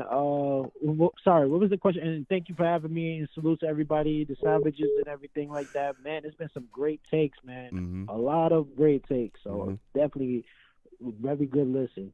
Mm-hmm. Oh, it was about, so when you look at the situation, Brock Bowers is being mocked to the New York Jets left and right. What are your thoughts about this situation? Honestly, I think we should take Calvin Pryor at number 10.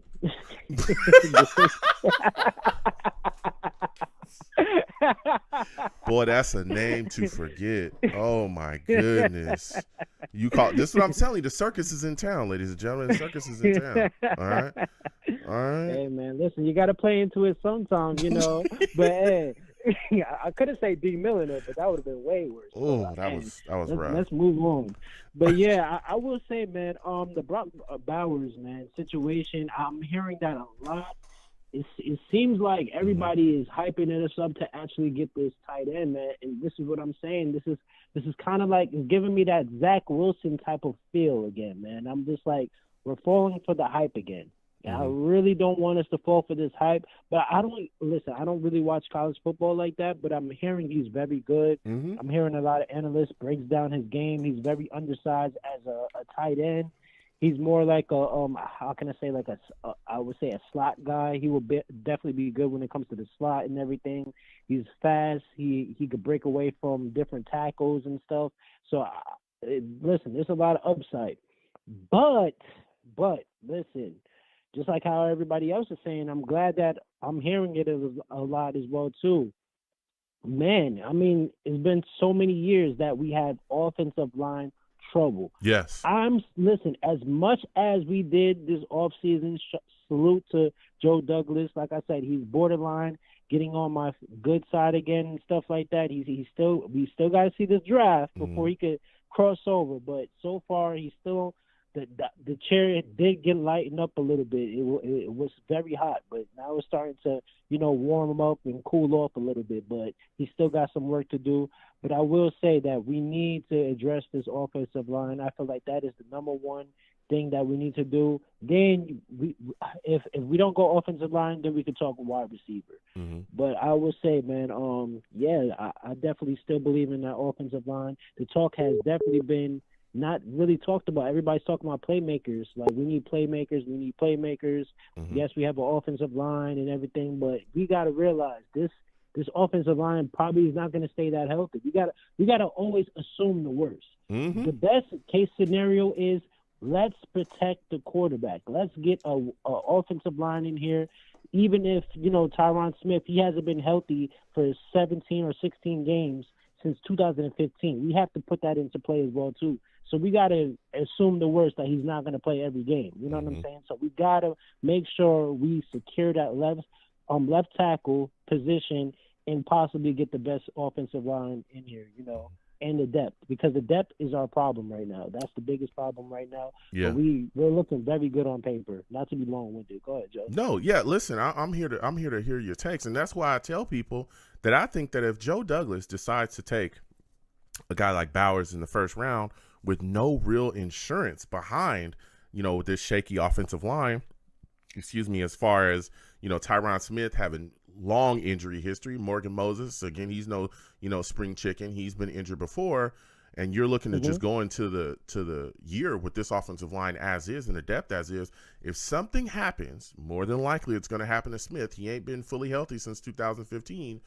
And then something happens to Aaron Rodgers, Joe Douglas, something's going to happen to you as well at the end of the season.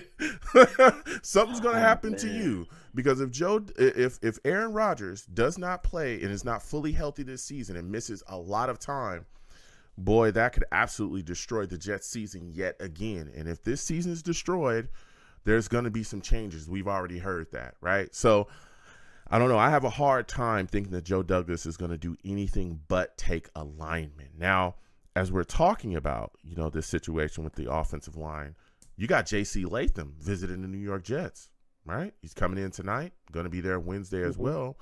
There's a lot of Jets fans that are saying that the Jets should take him at 10. What are your thoughts about that, Val? Who's J.C. Latham again? He's a guy at Alabama. He's tackle. He's pretty good. There's a lot of comparisons between him and Becton. I don't necessarily. I get it because he's a big guy. Like he's 342. I mean, I'm looking at the draft right now. He's 342, 6'6", Alabama.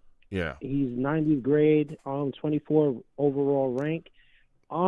Listen, yeah, he does look very big. He's a big guy. I can see the comparisons and everything. Yeah, he's definitely a big guy. Yeah. I can't even lie. So, I mean, listen, like I said, I'm all with the offensive tackle. I'm not familiar with his game, so basically I'm freestyling a little bit. But, I just say take the best offensive tackle available. Who do you feel like is the best offensive tackle? I'm going to switch it to you since you have more experience when it comes to, the college game and stuff. Yeah, I mean, that's a great question. Thank you. I look at it like this. I think the best overall tackle, the package, like full tackle package in the draft, is Alt. Okay, he's above and away. I heard he's going to be taken. That's what I'm saying. That's why he's going to be gone. But I will tell you this. Yeah. Olu Fasanu is a guy that I really like. I like Fuaga as well, though, but I like him for different reasons. I like Olu because he's smooth. He's more a DeBrigashaw Ferguson type guy, right? Ooh, he's not like the strongest ever. He's not. But again, every prospect in the first round, every prospect in any draft has things they have to work on. He's not gonna get punked or nothing like that, but he's definitely just a smooth guy. His pass protection is amazing. I think he's the best pass protector in the draft for sure. Right, so I like what his game and what he brings, and he's a guy that from day one you can plug into the left tackle position, and that's fine. All right, that no problems whatsoever. So if Smith does go down, okay, Olu, go ahead and do your thing, no problem. Now Fuaga is all right. Listen, he's in that Pac-12, okay, and I don't love them Huskies, but I respect him. Okay, I respect him. It's still fight on over here, but I respect him.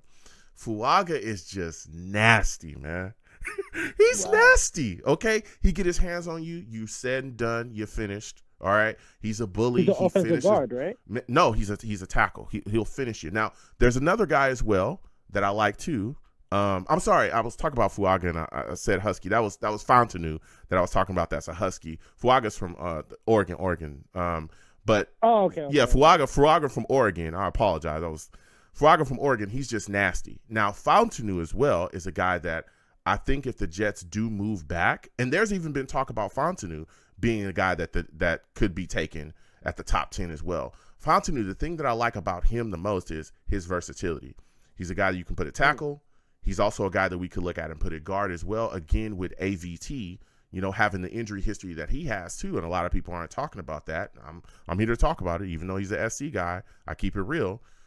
If he goes down, then we can plug Troy in there. All right. If there's an issue at tackle, then we can plug him in. So the versatility with him and all the things that he could do is dope too. And he's a guy that's a really solid prospect as well. So those are guys that I like. But again, the guy that I think could be grabbed and snatched and taken at 10, I believe is going to be Olu Fasanu. Okay. Yeah. And that guy Ferrogo that you were saying from Oregon State. Oregon I State, feel like we could. Yeah, Oregon State. Mm-hmm. Yeah, we could basically trade back, to be honest with you, because I don't think he's going to be taken in the top 10 at all. So we could actually trade back and get back into the second round. That would actually be a really good, smart idea. Mm-hmm. And then take a wide receiver in the second. I'm all with that. I definitely want to get back into that second round by any means. Mm-hmm. But like I said, we could go any direction, and we will impact this team. I'm a little concerned about the Brock Bowers situation. So yeah, that's my only thing about that case. But yeah, man, it definitely sounds good, man. So listen, those are some good comparisons. Mm-hmm. Yeah, I mean, we'll see what happens, going forward. But going over to the defensive side of the ball, what are you looking at, man? When do you think the New York Jets should? Is there a position that you want to see the New York Jets address in like the mid rounds that maybe people aren't talking about? Sheesh. We're so packed when it comes to defense. I would say, the defensive line is totally out the question. You was bringing up the linebacker situation. Yeah, I would definitely probably address the linebacker situation, or maybe a safety. Probably get a safety in here because that's a questionable because, you got Clarks that's coming off a serious injury. Mm-hmm. Everybody sleeps on him because honestly, he was really good when it came to the Baltimore Ravens. Man, Mm-hmm. he could really hit. He could hit. His coverage is actually really good, and he could catch a couple of picks as well too. So I definitely feel like he's gonna be a very strong impact. And good job by Joe Douglas, man. Yeah, I mean, listen, he's hitting it out the park so far. Mm-hmm. Like I said, he's doing that line. He's doing that, having passed the line.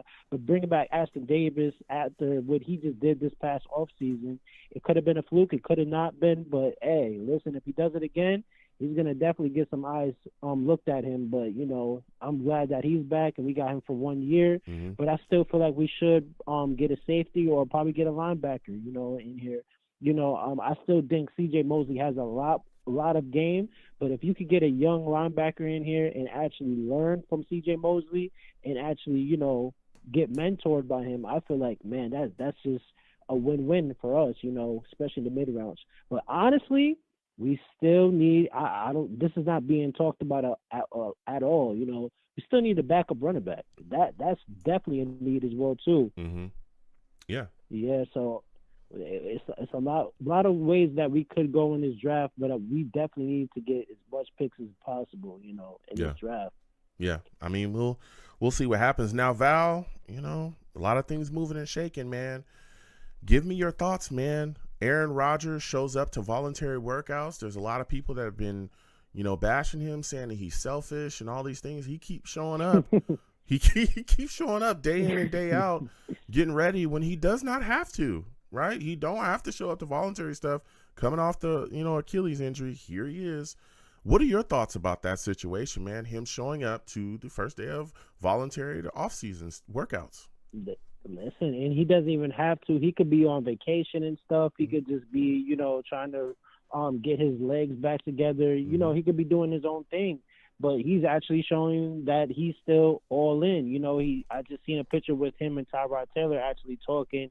So he's still trying to get the new guys and capable, and try to get to know them and everything like that. Mm-hmm. So, hey, he's doing his due diligence, and I can't really question his leadership. I just don't want him to influence the GM position, as he did last year, bringing his old friends. It's time for him to get some new friends and new people to come in here because, it didn't actually work out as it did because, of course he got injured and everything like that. Mm-hmm. But, I just feel like, he's basically showing that he's all in Mm-hmm. and that he's seeing that the organization is doing on their side of their business to make sure his side of the business is much more easier for him.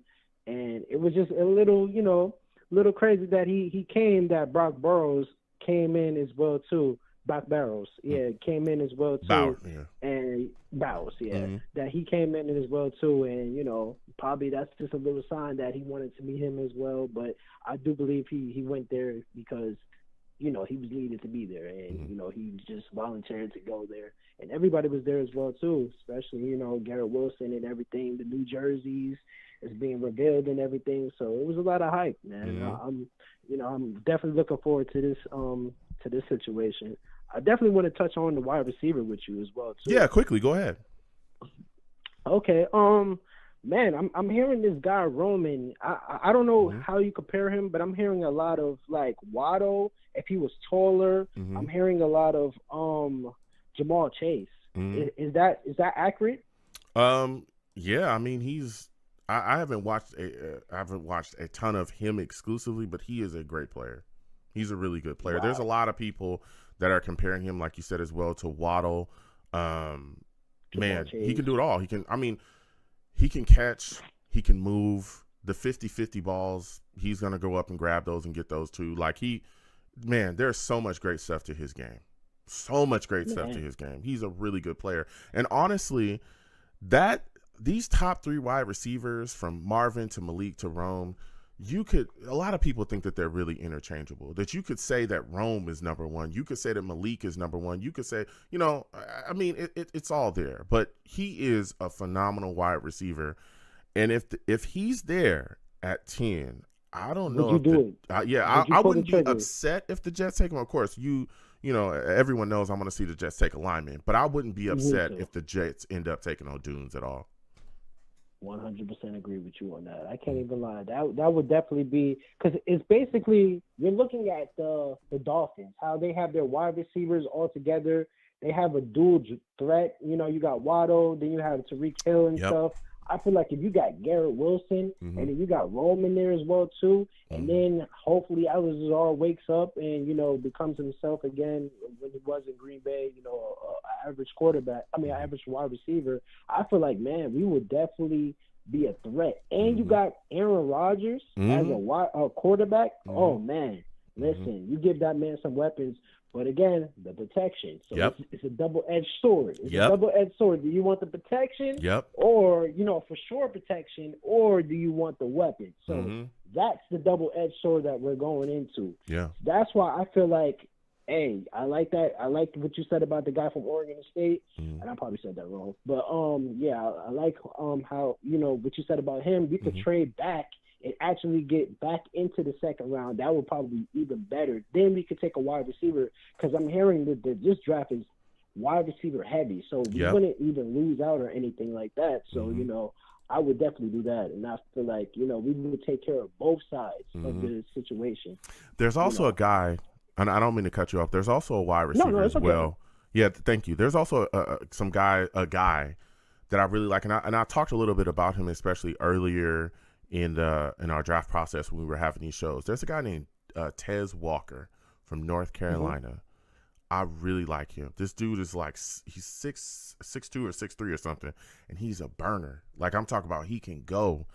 And if he's there, I don't think he'll be there in the third though. I really don't. I think that he more than likely is going to be a second round pick. Maybe he could be there in the third though. If he's there in the third, I think that he should be a New York Jet. Because I'm telling you. He's from North Carolina? Oh, man, he's from North Carolina. He going to cook. He going to cook people. He is going to cook people. Man. His speed, serious business. He's going to cook people. And I'm telling you, there's some things he's got to work on. Who do you compare him to? Huh? If you would. I said, who would you compare him to? Man, there's been I don't want to say Robbie, but he's just Robbie Anderson. Yeah, he's just such a cook, bro. He can fly, bro. Like, he can really. He could take the top off the defense. That's good. That's something that we need. Man, he can fly, bro. So I like him as well. And of course, that boy B Rice from SC. I like him too. You know what I'm saying? I mean, you got some picks. Yeah, man. you know what I mean? I'm just, you know how it go, Val. When I bring up them Trojans, everybody, oh, Joe, you're just a homer. No, I'm just saying that. I'm just saying that, like, if you want a wide receiver. Listen, you have firsthand look. Yeah, so, you know what I'm saying? Now listen, who to pick. That boy Rice, 50-50 balls, he going to go up and get him. All right? He ain't no burner, but he can move. He got to clean up the route running a little bit. It's not horrible. But, he can improve in that a little bit. But I tell you what, in that red zone, he going to be some type of other weapon. And y'all going to have to deal with him. Listen, I was the guy trying to tell y'all, all right, about that boy up there with the Colts right now. Okay, and he putting in that work. All I'm saying is that don't sleep on them Trojans, okay? Especially these wideouts we got. All right? But, yeah, so that's how it's looking for me. That's how it's looking for me. I don't want to, I don't want the Ohio State boys coming in here trying to ruin the day. You You know got what I'm saying? Ohio State, man. Yeah, You got to yeah. watch out for LSU. You know Yeah, how yeah. that Yeah, yeah. All right. So, give me your final prediction for the draft, there, Val. Who do you think the New York Jets take if they're stuck at 10? Oh man, listen. I'm hoping that it's an offensive line, but to be honest with you, it might be Rome. It might be Rome that we might pick up. But if it's an offensive line, I will be so happy. I feel like we're complete, and and I just feel like I don't think we're gonna move up or move back. Well, hopefully we move back, but I do believe we're gonna move back if anything. But I think the selection will be Rome, to answer your question. Okay. So you think they take Rome? Listen, Val, Yes, I sir. gotta slide off. Blog Talk sucks, but I got to get back to people on these lines because Blog Talk ain't worried about it. You know what I'm saying? Yeah. So it is what it is. Listen, man. Thank you for having me, Joe. Hit and like and subscribe to Joe, man. And thank you for having me. Blog Talk. Sometimes, they gotta have education as well too. They worked hard for plenty of weeks and months. They deserve some vacation time too, Joe. Oh, okay. Okay. Listen, this is what I'm saying. This is why I tell y'all about Val. You know what I'm saying? Oh, now it's cool for Blog Talk to just take their days. What about me, though? You know what I'm saying? Okay, it's all good. All right, It's Val. off season. Oh, okay, yeah. All right. You have yourself a good one, my friend. You too, man. Have a good one, man. Listen, man. It's okay for Blog Talk. Jeremy, we're coming to you. Jeremy, we're calling you back right now. All right. We're going to Jeremy real quick. Hopefully he answers the line here. Man, oh man. You know what I'm saying? Blog Talk tripping out. And here we are, you know what I mean? Trying to get it rolling, get it shaking. Hello. Hey, Jeremy, salutes and respect to you, my friend. Can you hear me? Is everything good there? I hear you. Let me try to get you on speaker. Okay. Listen, man. There we go. Yeah, a lot of things moving and shaking, Jeremy. Again, I want to thank you for calling out. I made sure to call you back in a second. And again, I apologize to everybody. Blog Talk's tripping tonight, so we're working with what we got to work with. Now, Jeremy, we've been talking tonight, man, about the draft. We got a lot of things moving and shaking here, right? We got Bowers visit the New York Jets on Monday. We got J.C. Latham coming in tonight, man. But sticking with Bowers, what are your thoughts about all the hype surrounding him possibly becoming a New York Jet? There's people screaming for him to become a Jet. The hype is just off the charts now, especially with him visiting Monday. What are your thoughts about all of this, man? I understand it. He's an exciting player. Mm-hmm. And I understand the people that are hesitant. I'm kind of in all the camps. Mm-hmm. Like I could debate every single position that all of the fans are standing on. Mm-hmm. I could debate all day why we should take an offensive tackle. I could debate all day why we should take a wide receiver, why we should trade down. And I could debate all day if I have to why we should take Bowers and why we shouldn't take Bowers. Because, because we've been going through this for 2 months now. And the reality is that we have more than – we don't have, like, the simple, obvious need. Mm-hmm. So I think look, he has an incredible ceiling. He might be like a Travis Kelce type of impact on a football game. Mm-hmm. He has that potential. That definitely is within possibility. That is his ceiling.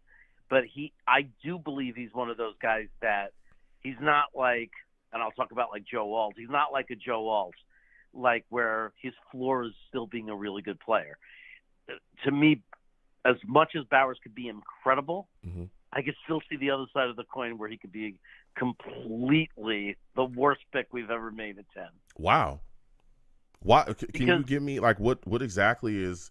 I mean, I've made it clear that I'm not interested in the New York Jets taking Bowers at 10, but I'm just wondering, like, to me, I think he's going to be great in this league. I mean, what is the downside that you see? It's not really a downside. My gut tells me he's going to be. I think he's going to be very good. I think if I had a pick, I'd say he's more likely to be a star than not be a star. Mm-hmm. I just think that the risk in him becomes if his receiving ability and his route running ability, if and we never know for sure, right? Mm-hmm. But if it doesn't translate for whatever reason, then he becomes kind of like, okay, what do you do with him? Because he's not a traditional inline tight end, right? His specialty and is what makes him special is outside of that, and I don't care what people say, outside of inline blocking, he's a very good blocker. He's a very good run blocker when he's lined up offset. Mm-hmm. He's a very good run blocker when he's lined up in the slot and he's in space. He's a very good, so he does every other kind of blocking fine.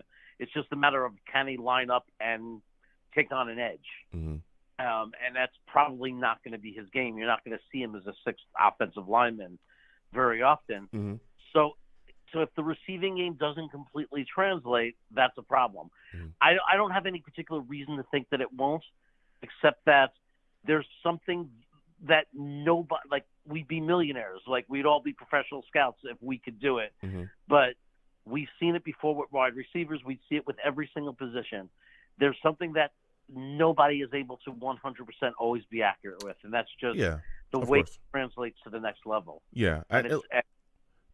Yeah, no, listen, I hear you, Jeremy, and I understand, wanting your tight end to be a, more than, solid blocker. You want him to be great, but if you look at the game today, it's like you're not really asking tight ends to come in and just be like unbelievable blockers in today's game, and that's why I think guys like, it's not like back in the day. Like, guys were definitely, on that line. It's not like that anymore. So that's why like I said, I think he's going to be a good player. I do think his game will translate. I mean, he's playing against great players now.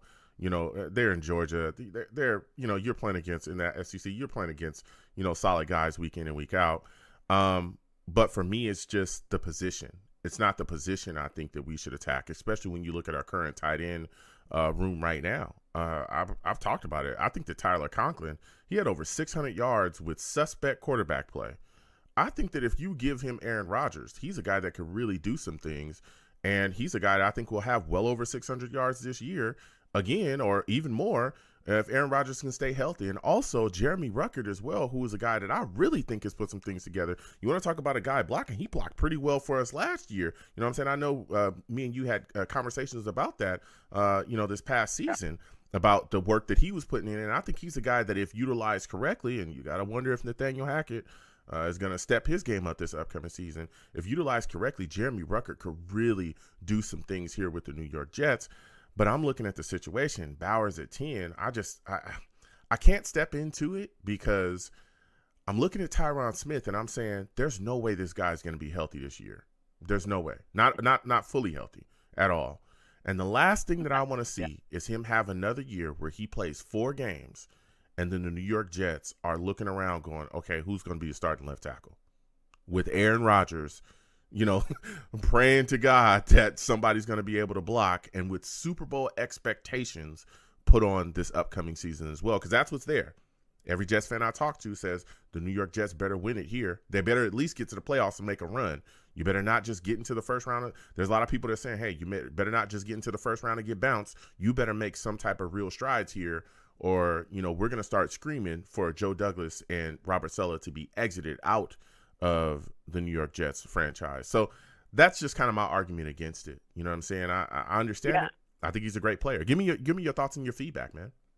Yeah, no, that's my biggest hesitation. Like, if they took Bowers, my biggest concern, and anything they do is going to be mixed emotions, because I'm going to feel we're missing out on something. Mm-hmm. But if they take Bowers, there'll be a part of me that gets into it and excited about what he could do, and if he reaches his, if he hits his roof or hits his ceiling, how exciting that could be. But there'll be a big part of me that feels exactly the way you do. Mm-hmm. I'll be like, how do we take him? I love Jeremy Ruckert. I think he's completely underutilized. I think he could be an outstanding tight end, and he's going into that year 3, and he's going to have Rodgers throwing him the ball now. And then, just like you said with Conklin, he did 600 yards in the worst offense, almost historically one of the worst offenses ever. Imagine what he can do in a healthy offense with Rodgers and a better offensive line. And my biggest fear is we don't go offensive linemen, like we don't take a tackle that's ready to go. And my biggest fear is just what you said. Mm-hmm. One of the tackles goes down, and now we're looking at Max Mitchell or we're looking at Carter Warren, and we're sitting there hoping that they could be the answer. Mm-hmm. And the reality is there's a chance in the future they are going to be the answer. I haven't given up on either one of them, but I don't want to rely on them. I definitely don't want to rely on them. And I feel, and it drives me crazy when people say, well, you can't take an offensive tackle because you're taking a player that's a bench player. You're not even taking a starter. My Jeremy. My Lord. It drives me crazy. It drives me crazy because we haven't had, I mean, we average 8 offensive linemen a year in the last 10 years. Yes. Jeremy, do you know how much that bothers me? I literally have had discussions with people that have said that exact same thing. Well, you can't take him this year because he's not going to be a starter. He's not going to be a guy that's going to immediately. First off, you don't know that because, like you said, we cycle through offensive linemen here, and the way that it's looking with Tyron Smith and even Morgan Moses or even AVT, there's no like. How can you say that this guy won't be playing in year one? By the way, what about next year? Because Aaron Rodgers is supposed to be here at least for another 1 or maybe 2 years after this season. Who's your future there at tackle? Because Morgan Moses on the last year of his deal. We'll see what happens going forward. Smith, he's literally a 1-year rental. If he can show that he could stay fully healthy this season, he's going to be screaming into free agency because then he's going to be able to put his hands up and go, see, now y'all really need to pay me. That's what he's really doing. We all know that. If y'all don't know that, let me tell you. He's come here because the market for him was not as high as he thought it was because of the injuries. But if he can show teams that he can be fully healthy next year and he plays at a great level, he's going to go into free agency screaming, now it's time to pay me because I've shown y'all I'm ready to go. And that, you know, all those last seasons, those were flukes. I'm ready to go. So there's no future here at tackle, right? So if you can get your young tackle in a draft with a bunch of really good tackles in it, then you do it. You can sit this kid down, or this person, down, this young man down for a year, you know, have him really learn the scheme. And then next year, boom, he's the starting left tackle for Aaron Rodgers. Like Jeremy, I'm telling you, I've gone back and forth with people and screamed about that. And there's a lot of Jets fans that don't want to hear that. So it is what it is. I think there are so many fans that are so insanely all in and they take it so literally. It's like we can't. I mean, it's like, yes, we want to put our best foot forward and we want to win already and we have an opportunity and yes, we want to do that. But to sit there and say that we should absolutely neglect and disregard everything after next season is insane to me. And that's why I agree with you so much. We have got to lock down at least one of the 2 tackle positions long term. Yeah. Yeah. So when you look at, speaking of this tackle position, you know, you're looking at the situation, man, who's the tackle that you like? You know, we talked about Olu, we talked about Fuaga, J.C. Latham, you know, came in to visit the Jets. There's Jets fans that want to see him taking it 10. Who's kind of, you know, outside of Alt, who's a guy that you're looking at and going, this is a guy that I think I'd like to see become a New York Jet? Well, look, out of all, I love Latham as a player. I love him. Talent-wise, he might be the best one after all. But here's the problem. Really? Okay. Talk to me. The problem is he's strictly right tackle. That's the problem. There's no option for him to play left tackle. He's not going to do. Like, I mean, from all the film I've watched, he is not a left tackle. And that's because just the footwork, the guys coming around the end. I mean, that's going to be something he works on as a right tackle. But he is excellent, and I believe he's a great prospect. And again, he might be the OT too. He might be the second best one. It's just that he's limited to right tackle, whereas Fasciano can go either way, right? So for year one, he's the perfect swing tackle, and he's definitely a future left tackle. Another guy that I get really excites me as a possibility, especially because he might be available where you could trade down a few spots, you know, make the trade with the Colts, get the 46 pick, and then you get like a guy like Fontenot. And what I like about Fontenot is he's very solid.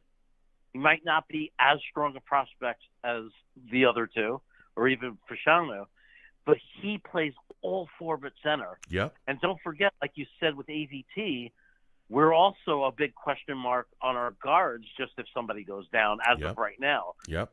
So a guy like Fontenot really puts us in a great position as far as long as it's not the center, whoever goes down, Mm-hmm. we have a perfectly suitable solution. Mm-hmm. Yeah. In Fontenay. Yeah. That's why, again, I've talked about, Troy Fontenay being the guy that I'm interested. If the Jets are at 10 and they say, look, we got to recoup some capital, if they slide down into the teens, if they want to trade down and they believe that Troy Fontenay is still going to be there, then moving down and being able to grab him would do a world's good for the New York Jets. Because like you said, and I've been pushing, I've talked about it, that guy, or that move being the move that I'd really like to see the Jets make, if they want to move down. Let me tell you, he can come in, like you said, as well. He could be that tackle. He can come in and be that guard as well. And his versatility would be valued tremendously here, tremendously. So that was a great point there, Jeremy. Now, as we continue to talk about this team, you're looking at this defense, man. What are your thoughts? Like, what is a position on this defensive side of the ball that you say, this is something that could be, improved with this upcoming draft and maybe those mid to late rounds? We got some third rounders, we got some fourth rounders that we can utilize. What is a spot on the defense that you're looking and saying that's a position that needs to be addressed still? Well, there's no position on defense that I'm panicking about. Of course, yeah. As far as this year, mm-hmm. Like I think when we signed Ashton Davis, that kind of filled in all the blanks. Like we have enough defensive tackles. We have enough safeties. Like even though a couple of months ago we didn't, I think that's been addressed for this next year. I would say though the three positions I'm looking at though is I still would love to get, especially because this is a very deep draft in the position. I would love to look in those mid rounds at the defensive tackles because I think there are some guys there, and it'd be great to lock up the guy playing opposite of Quinnen instead of every year kind of like picking and plucking and sticking guys in, right? Mm-hmm. But to have that solid tackle too that plays next to Quinnen. Mm-hmm. So I think this is a good year for it. There's just a lot of guys that could even be there in the fourth round. Mm-hmm. Wingo, Mason Smith, mm-hmm. Jenkins. There's a few of them, and they all have really nice attributes, things that can make them that could really step up and be that player, be that guy that we actually have a second contract with that plays along Quinnen for a long time for the rest of Quinnen's career. I feel that way also. Maybe it's not this year, but cornerback is actually a very sneaky need because I don't think we're going to be able to retain everyone. I don't know that we're going to be able to keep Reed long term and keep Carter the second long term. And I don't know if Eccles, if we do keep them, is going to hang around. So there goes some depth. So I think that we might need to start seriously thinking, do we have a cornerback? Maybe not for this year coming up, but what are we going to do in future seasons?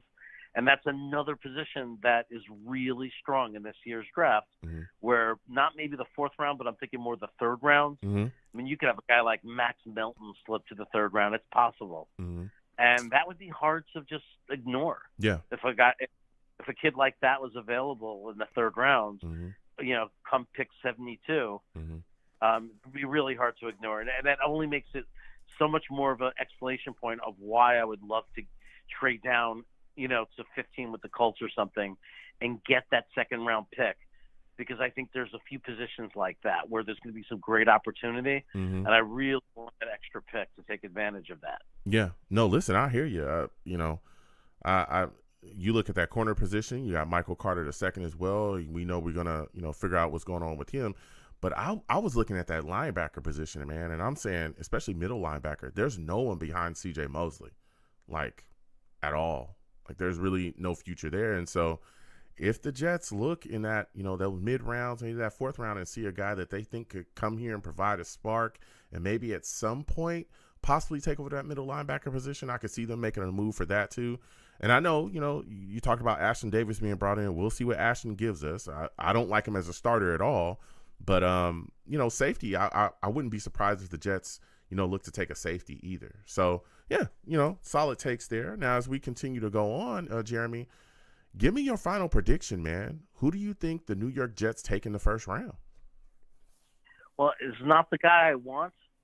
I'm afraid to say. I think there is a very big possibility they're going to take Bowers. Oh, Jeremy. Jeremy, here we go. You about to have the Bowers boys going crazy in my chat, Jeremy. Here we go. Here we go. I called you back and you do this. Go ahead, Jeremy. Oh, goodness. It's just very possible that they're going to do it. I don't think it's reading between the lines, or it might not be significant. Mm-hmm. But I think, like some of the guys on Twitter pointed out, and it's hard to argue, the fact that they brought Bowers in the day of their workouts when Rodgers was in there makes you think. Yeah. It makes you think, well, maybe they wanted to see what kind of connection or feel he had with Rodgers. Maybe they wanted Rodgers' input on him. And it could be totally false. It could just be the way the dates fell down, because they have guys in there every day. So I don't know. But it is something to think about. There's, the fact that there's rumors that they were looking at possibly tight end last year. I hope it's smoke and mirrors. Like I said, what I want, and I think it could happen. I honestly think the Colts there's a lot that might incentivize them to trade up with us. And I think that from a Colts fan perspective, if I was like stepping in their shoes, I think that for them, a lot of their fan base might say, yeah, let's give the Jets our 46. I want that 10 pick because we really want to get that weapon, that Bowers, which is such a good fit for them. Yeah. So I think that's a possibility too, and that's the one I really, really want, man. Yeah. I want to grab a guy at 15, preferably Fontenot after trading down. Yeah. I'll be okay if it's just trading down and getting Latham. I'll be okay with if it's Fuanga. Like, I'm fine with that. Get me that number 46 spot so we can address two positions with 46 and 72. Yeah. Listen, Jeremy, it's been phenomenal speaking to you. Thank you for calling in, man. Next time I have a show, I want to hear from you, all right? Sounds good, man. I love it when I'm able to catch you and Absolutely. Get in. Thank you so much. And again, I apologize. Blog Talk Radio is tripping, but thank y'all for sticking with me. Thank you so much, Jeremy. You have yourself a good night, man. Take care, man. All right, have a good one. Listen, we're going to keep getting to the lines. Time's running a little low on the show. All right, we're going to get to everybody, though, that called in. We're calling them back. So we're going to try to get to Mike. I believe this is Mike from Tom's River. We're going to come to you, okay? We're coming to you. Hopefully you can pick up the line here. We're calling you back. Man, again, I want to thank everybody for sticking with your boy, okay? Blog Talk Radio is tripping, but we're making it work, okay? We're making it work. I believe this is Mike from Tom's River. Mike, salutes and respect to you. I want to thank you for calling in tonight. You called in a little bit earlier. We're calling you right back. Give me your thoughts, man. Draft coming up. J.C. Latham visiting the Jets, and so did Brock Bowers. How are you feeling about this situation? A lot of hype. Bowers boys is in the building. What are your thoughts about everybody saying that the New York Jets are going to take Bowers, man? I know you love him. Give me your thoughts. It could happen. The only team that Latham can go to would be the Kansas City Chiefs, because all the penalties that he can go to Chiefs and they won't call him.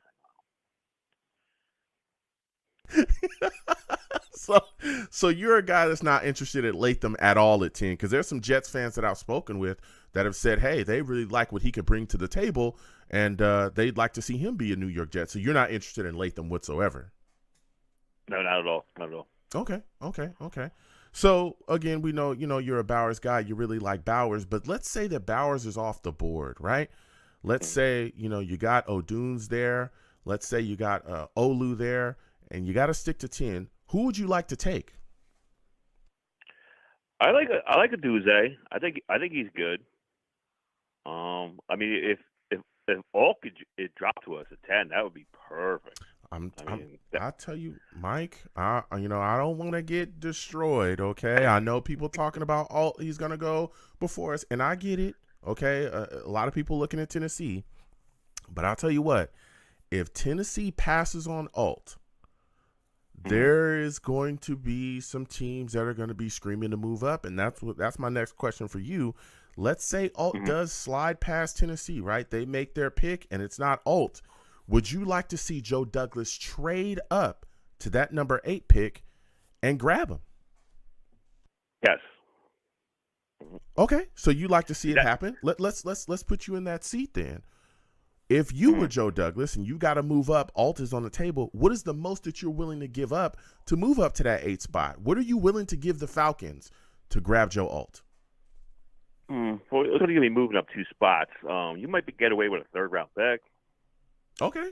What about 2 third-rounders? What if they said, hey, we got other teams on the phone right now screaming, give us 2 third-rounders, and it's said and done. Give us your 3rd-rounder this year and give us some future 3rd-rounder. Would you do it? No, I wouldn't do that. You wouldn't do it for Alt? Nah. Well, I mean, he could be franchise left tackle, Man, let me tell you something. I'll It give depends. you something It from a depends. future There's draft a lot so of calls. fast. Go ahead. No, I'm saying that there's a lot of calls. Mm-hmm. You got to roll the dice, but hey, if it came down to it, yeah, I would do it. Okay. Now, as we continue to move on, man, and move forward, we got this situation, man. A lot of people looking at, Aaron Rodgers showing up to voluntary workouts, man. He's stepping into the building after rupturing that Achilles. Voluntary stuff starts. He's there day 1, April 15th. What are your thoughts about that, man? Because there were so many people that spoke so negatively about Aaron Rodgers before we acquired him. But from day 1, this guy has put in the work and never stopped, not just talking about it, but being about it as well. Well, they're just Jet haters, no matter what the Jets are going to do, they're haters. And look at the pay cut he took last year. What was it, like $35 million? Yeah. That's selfish. Mm-hmm. It's like, you got to be kidding me. Mm-hmm. No matter what the Jets do, they're Jet. They go same old Jets, old Jets. Yeah. Only the Jet fans can say that, Yeah. No, listen, you're talking facts. Now, Mike, before I let you go, man, give me your final prediction for the NFL draft, right? The Jets, no moving down. They're at 10. Who do you think that they take? Ooh. Depends on the draft board. I would like to trade up to number 5 and get Neighbors. But if we got to stay, either go with I like the Penn State left tackle, Fasanu, or Roma Duze. Okay. All right. So you're saying Olu or Doomsday. Okay. I respect that. Listen, Mike, I gotta slide off. Next time I have a show, I want to hear from you, man. Great takes from you. Yes, and block talk sucks. Hey, look, Mike spoke his mind, and I'm not going to stop it. You guys are garbage. Thank you so much for calling in, Mike. You have yourself a good one. Have a good one, Joe. Listen, Blog Talk, man. You really stink, man. You really stink. We're going to take one more. We're going to try to go to, I believe this is Chris that we're going to try to go to here. A lot of things moving and shaking, man. Blog Talk didn't work, but guess what? Everybody stuck with your boy. And I appreciate all of y'all. But we're going to Chris. We're going to see if Chris picks up here. We're going to see what's going on here. Again, I'm calling everybody, back that was calling in earlier because, again, we're on a different system here. Man, oh, man. So many things moving and shaking here with the draft and so many things happening, man. Man, it's going to be really, really interesting to see how the Jets handle the situation going forward. So much talk. And, again, like I was talking to everybody about, we're hoping that Alt, is going to be, if he's there, if he slides past Tennessee, I don't know how, the Jets don't make the move to grab him. But we got Chris on the line here. Chris, salutes and respect to you. I want to thank you. Oh, man. I want to thank you for picking up the line. I know you called earlier. I told you I was going to get right back to you, and here I am, right? Here's the deal, man. Yeah, you did. We're going to talk that talk, all right? Look, New York Jets coming into, this situation now. I'm looking around, right? And I know the draft's coming up. Brandon Aiyuk, man, there's a lot of talk about him, man. Rumors swirling about him being traded, a lot of things happening. And I'm a guy that's saying if the Jets can make it happen, I wouldn't mind it. Here's a guy that had over 1,300 yards last season. He's a weapon. I know the contract is a situation, but if you can work that out and get it moving and shaking, I think we can make it happen. What are your thoughts about it, man? Do you want to see the New York Jets trade for Aiyuk? Yes, I do. Okay. I believe if you give up maybe a 3rd round this year and maybe a 2 next year, you can make it happen. You're willing to do that. Go ahead. Yeah. I think that you add him maybe a 3rd round this year and a second with a conditional 1st next year. I'm ready. Conditional 1st? I'm ready. That's a lot. I'm ready to go in. Conditional. Yeah, second with a conditional first.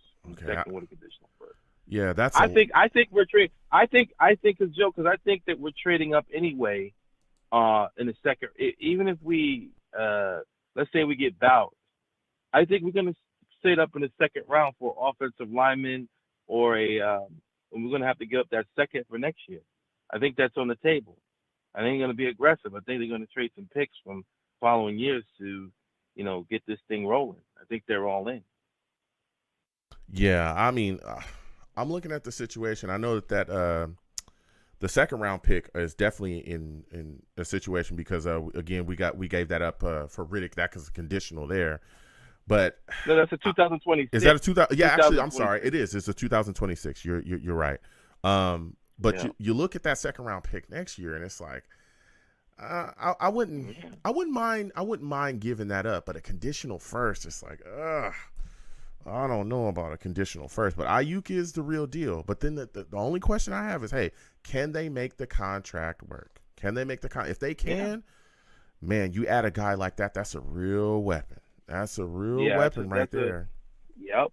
Yeah, that's a real weapon for the New York Jets. So you're one of the first guys tonight that has agreed, hey, maybe you can make some moves here and make it happen. Now, as we continue to talk about this, right, I know that you're a guy, I think we've talked, you like Bowers a bit. There's a lot of hype and steam picking up around him, man, ever since him visiting Monday. What are your thoughts about this possibly being a realistic option for the Jets to take Brock Bowers at 10? People are screaming it. He's being mocked to the draft.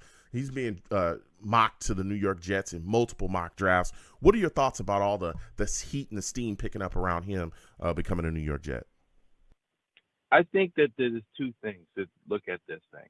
Okay, I think if you're looking to add an immediate impact, no against Tyler Conklin and Brock Bowers and Jeremy Rucker make you really, really good up the middle, short passing.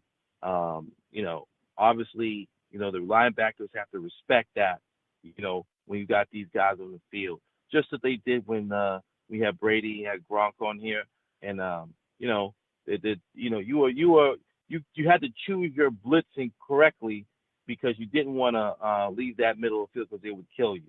And I think that's one of the things with Patrick Mahomes is that he has that over the middle kind of thing that, this guy can kill you. That's one of the things that he's not consistently getting blitzed all the time.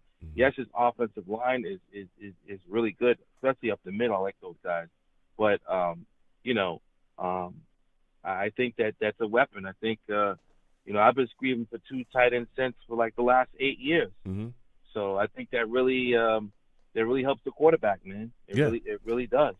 No, but I'm not. But if it came to between them and like Malik Neighbors, then I'm going up with Malik Neighbors. But if it's Brock Bowers, if he's the last, if Roma Duze, and all of those guys are gone, and Bowers left, then I have to think about it. No, listen, I hear you. Yeah, I hear you. I know that we've talked back and forth, and you're a guy that absolutely wants to go after Neighbors, and I get it. The talent, he's phenomenal, but I think the New York Jets, they definitely have to address some positions, and giving up so much capital to grow up and grab a guy like him and the type of capital I believe. I don't know if the Jets will make that move, but Brock Bowers, if he's there, man, there's a lot of steam picking up to him. Becoming a New York Jet, and we'll see what happens. It could be a possibility. I'd really like to see them take a lineman, though, of course, because our offensive line needs some help. But I mean, if you look at the lineman, that one of the guys you liked last year was the guy that was drafted in, and I looked at a lot of the stats from the top offensive linemen the last couple of years, or last year, and none of those guys were in it. None of the guys that were drafted. There's a learning curve to be a good. Actually, one guy was in it, which I picked last year, which I did, was Mr. Bergeron from Syracuse, New York. You know what I'm saying? Mr. Bergeron from Syracuse was one of the top offensive linemen, and you did get him in the second round. So you can find good linemen in the second, third round. I'll give you two that will be available that people are not talking about. The center out of Charles, third out of LSU, he's really good, and he's not going to check into the fourth or fifth round. And you got a guy like Matt Goncalves out of Pittsburgh that's really good. You can grab him in the third or fourth round. And then last year, last year I was screaming on your call. There was a guy that was dropped, and it was like everybody was like, no, he was going to become another Mekhi Becton, and he ended up on the Cincinnati. He was the Ohio State guy. We could have got him, right? And everybody said, no, he's going to be like a Mekhi Becton. And the Jets just passed over him, and he was one of the best offensive linemen last year. He was on Cleveland, was a right tackle, and that was the guy that I wanted. And everybody said that, no, he's no good, he's slow. Yeah, well, he played pretty good last year. Well, you know, he played pretty good. No, listen, and I hear you, Chris. I'll tell you what, I understand what you're talking about, taking guys in the second round, and I understand that. Like I get it. I'm not, you know, but my whole deal is this: when you have a tackle class that looks the way that it does this year, right? I'm looking at what the New York Jets need and where they stand as of right now. There's no future at the tackle position whatsoever, right? Especially with Morgan Moses, 1-year deal basically, because he's at the end of his deal. You got, you know, Smith, he's a 1-year deal. If there's no future there and you can grab a guy like Fasanu or Fuaga, or even if you move down and grab a guy like Fontenot, who could be there in the teens again, I'm making the move. And I'm making the move because I need that future security there, offensive line, because of Aaron Rodgers. Aaron Rodgers is going to be here at least 1 or maybe 2 more years after this year. Okay. I understand talking about grabbing weapons. I get it. I'm not like, some people think that I'm just vehemently against the Jets being better weapon wise. I'm not. We got Garrett Wilson in that draft. I was excited to the moon about it, right? He's a weapon, but none of this works if Aaron Rodgers is done and doesn't go down and goes down. None of this will work. So none of it. Given your strategy, would it make sense to bring in veteran offensive linemen, or would it make sense to bring in some rookie? Because as a rookie, as you can see, none of the first rounders that you guys was on the top offensive line last year. None of the guys. In fact, one of the guys we really targeted, Justin Fields, was hurt. So, like I said, this is the thing. We was claiming about offensive line last year, and none of those guys were the top offensive linemen last year. A couple of guys that snuck in were later picks. So I'm just saying is that there's a learning curve from being a good offensive lineman. And some guys, and you keep saying about Carter Warren, but I'm telling you right now, Carter Warren listen, wait. Carter Warren is not ready to be a starting left tackle if Smith goes down. Listen to me. There's a learning curve to being a good offensive. The guy missed most of training camp. Okay, you give him a full off training and give him this guy. This guy was a great off. He protected Kenny Pickett for a while. He was really good. No, you know that's one of the listen. No. Listen. Just no. So let me ask you. I'll give you the final word. Go ahead. You guys keep talking about Fuaga. Okay, you go. Fuaga is great, but he got his lunch ate by Latu.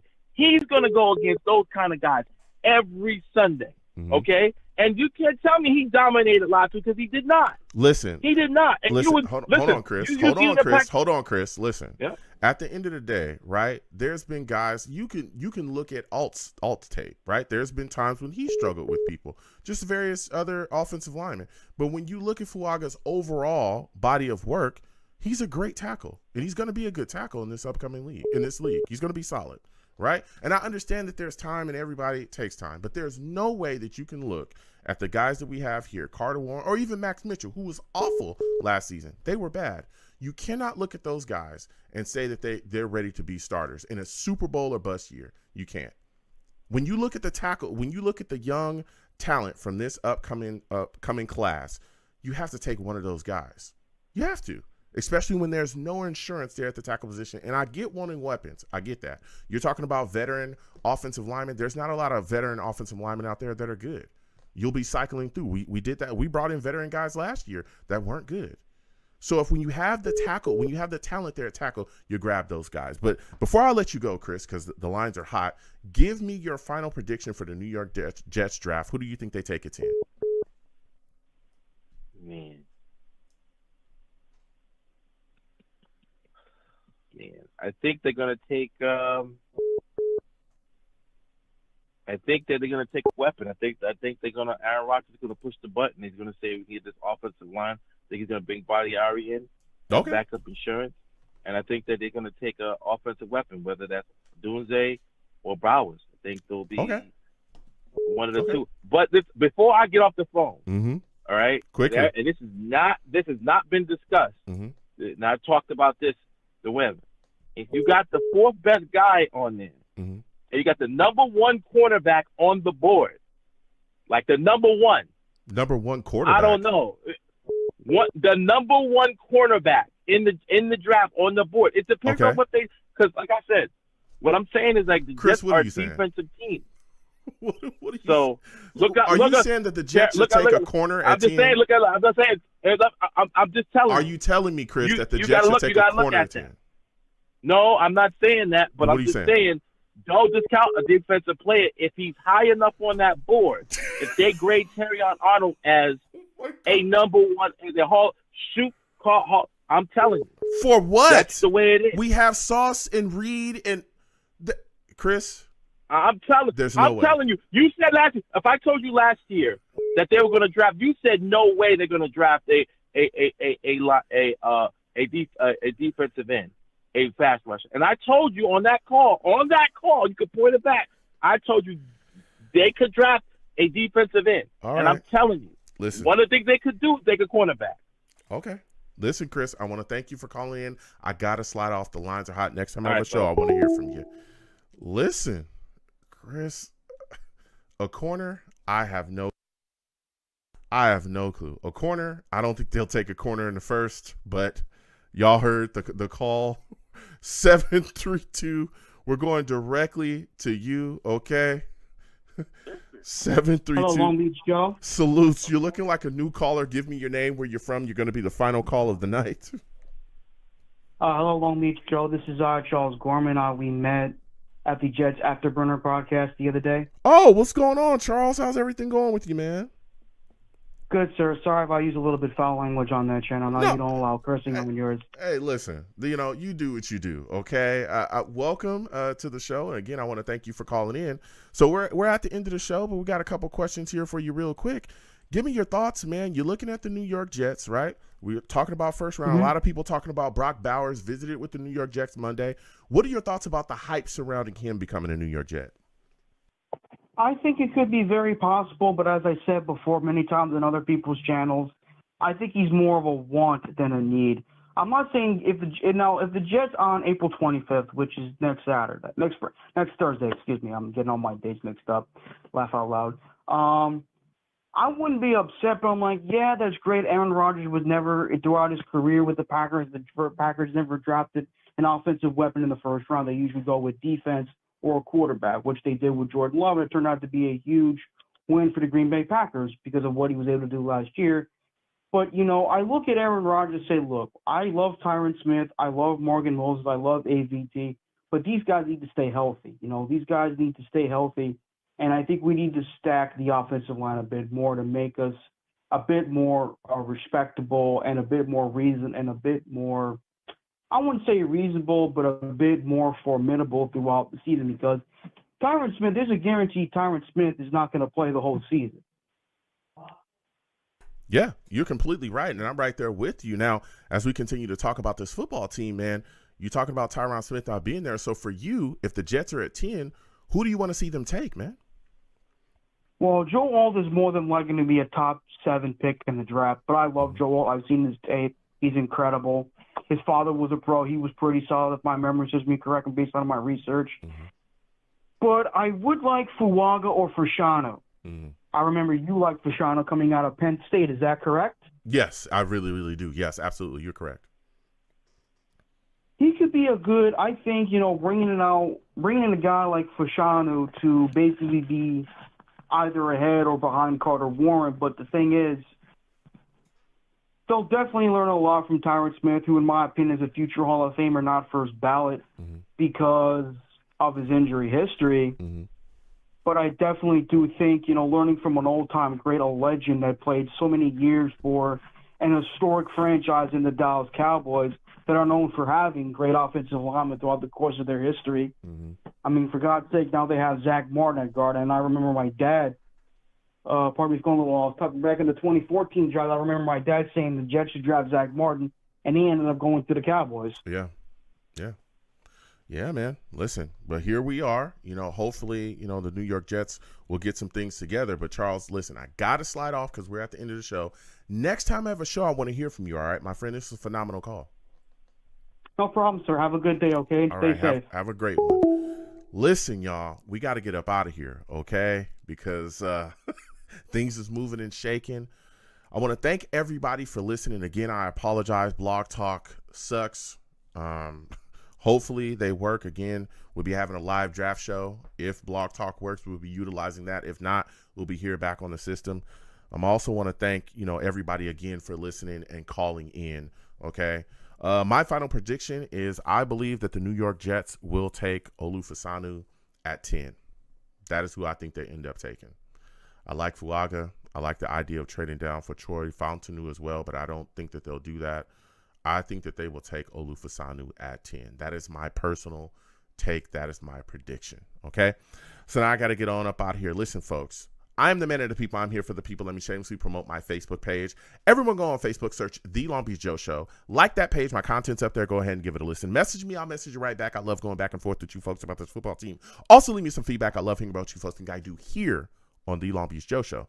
All right. I'm also on Twitter as well. Get on over to Twitter. Type in at The Long Beach Joe. At The Long Beach Joe on Twitter. Follow your boy. I'll follow you right back. If you want to troll me, no issues. I'm the troll that lives under the bridge, and I'll have my Vera Tucker jersey on at all times. At all times. Okay. He's coming back this year. He's going to dominate. He's going to dominate. All right. He's going to dominate. Okay. So, yeah, come on over there. I'm also on YouTube as well. Okay. As y'all know. Okay. Long Beach Joe Jets on YouTube. Subscribe, hit that notification bell so when I post content, you'll be in the know. Also, get in those comments, talk to your boy, give the stream a thumbs up, subscribe, hit that notification bell as well so when I post content, you will get notified. And as always, people, when you see me in person, arms out, chest open, free hugs for everyone. Free hugs for everyone. I want to thank you folks for interacting. The hugs will cost you absolutely nothing. I'm telling you, I'm nothing without y'all. I really love and enjoy talking to y'all about this team, even when Blog Talk does not work and it sucks. We keep it moving. We make the adjustments, okay? It's a crazy night. We got crazy calls. We got a whole bunch of stuff going on, moving and shaking. But here we are. I want to thank y'all for sticking with your boy and giving me all your thoughts. Also, I want to thank Tony Pauline as well for coming on and giving us his takes as the NFL draft analyst. Phenomenal talk with him as well. Really enjoyed it. So until the next show, you folks have a good one, all right?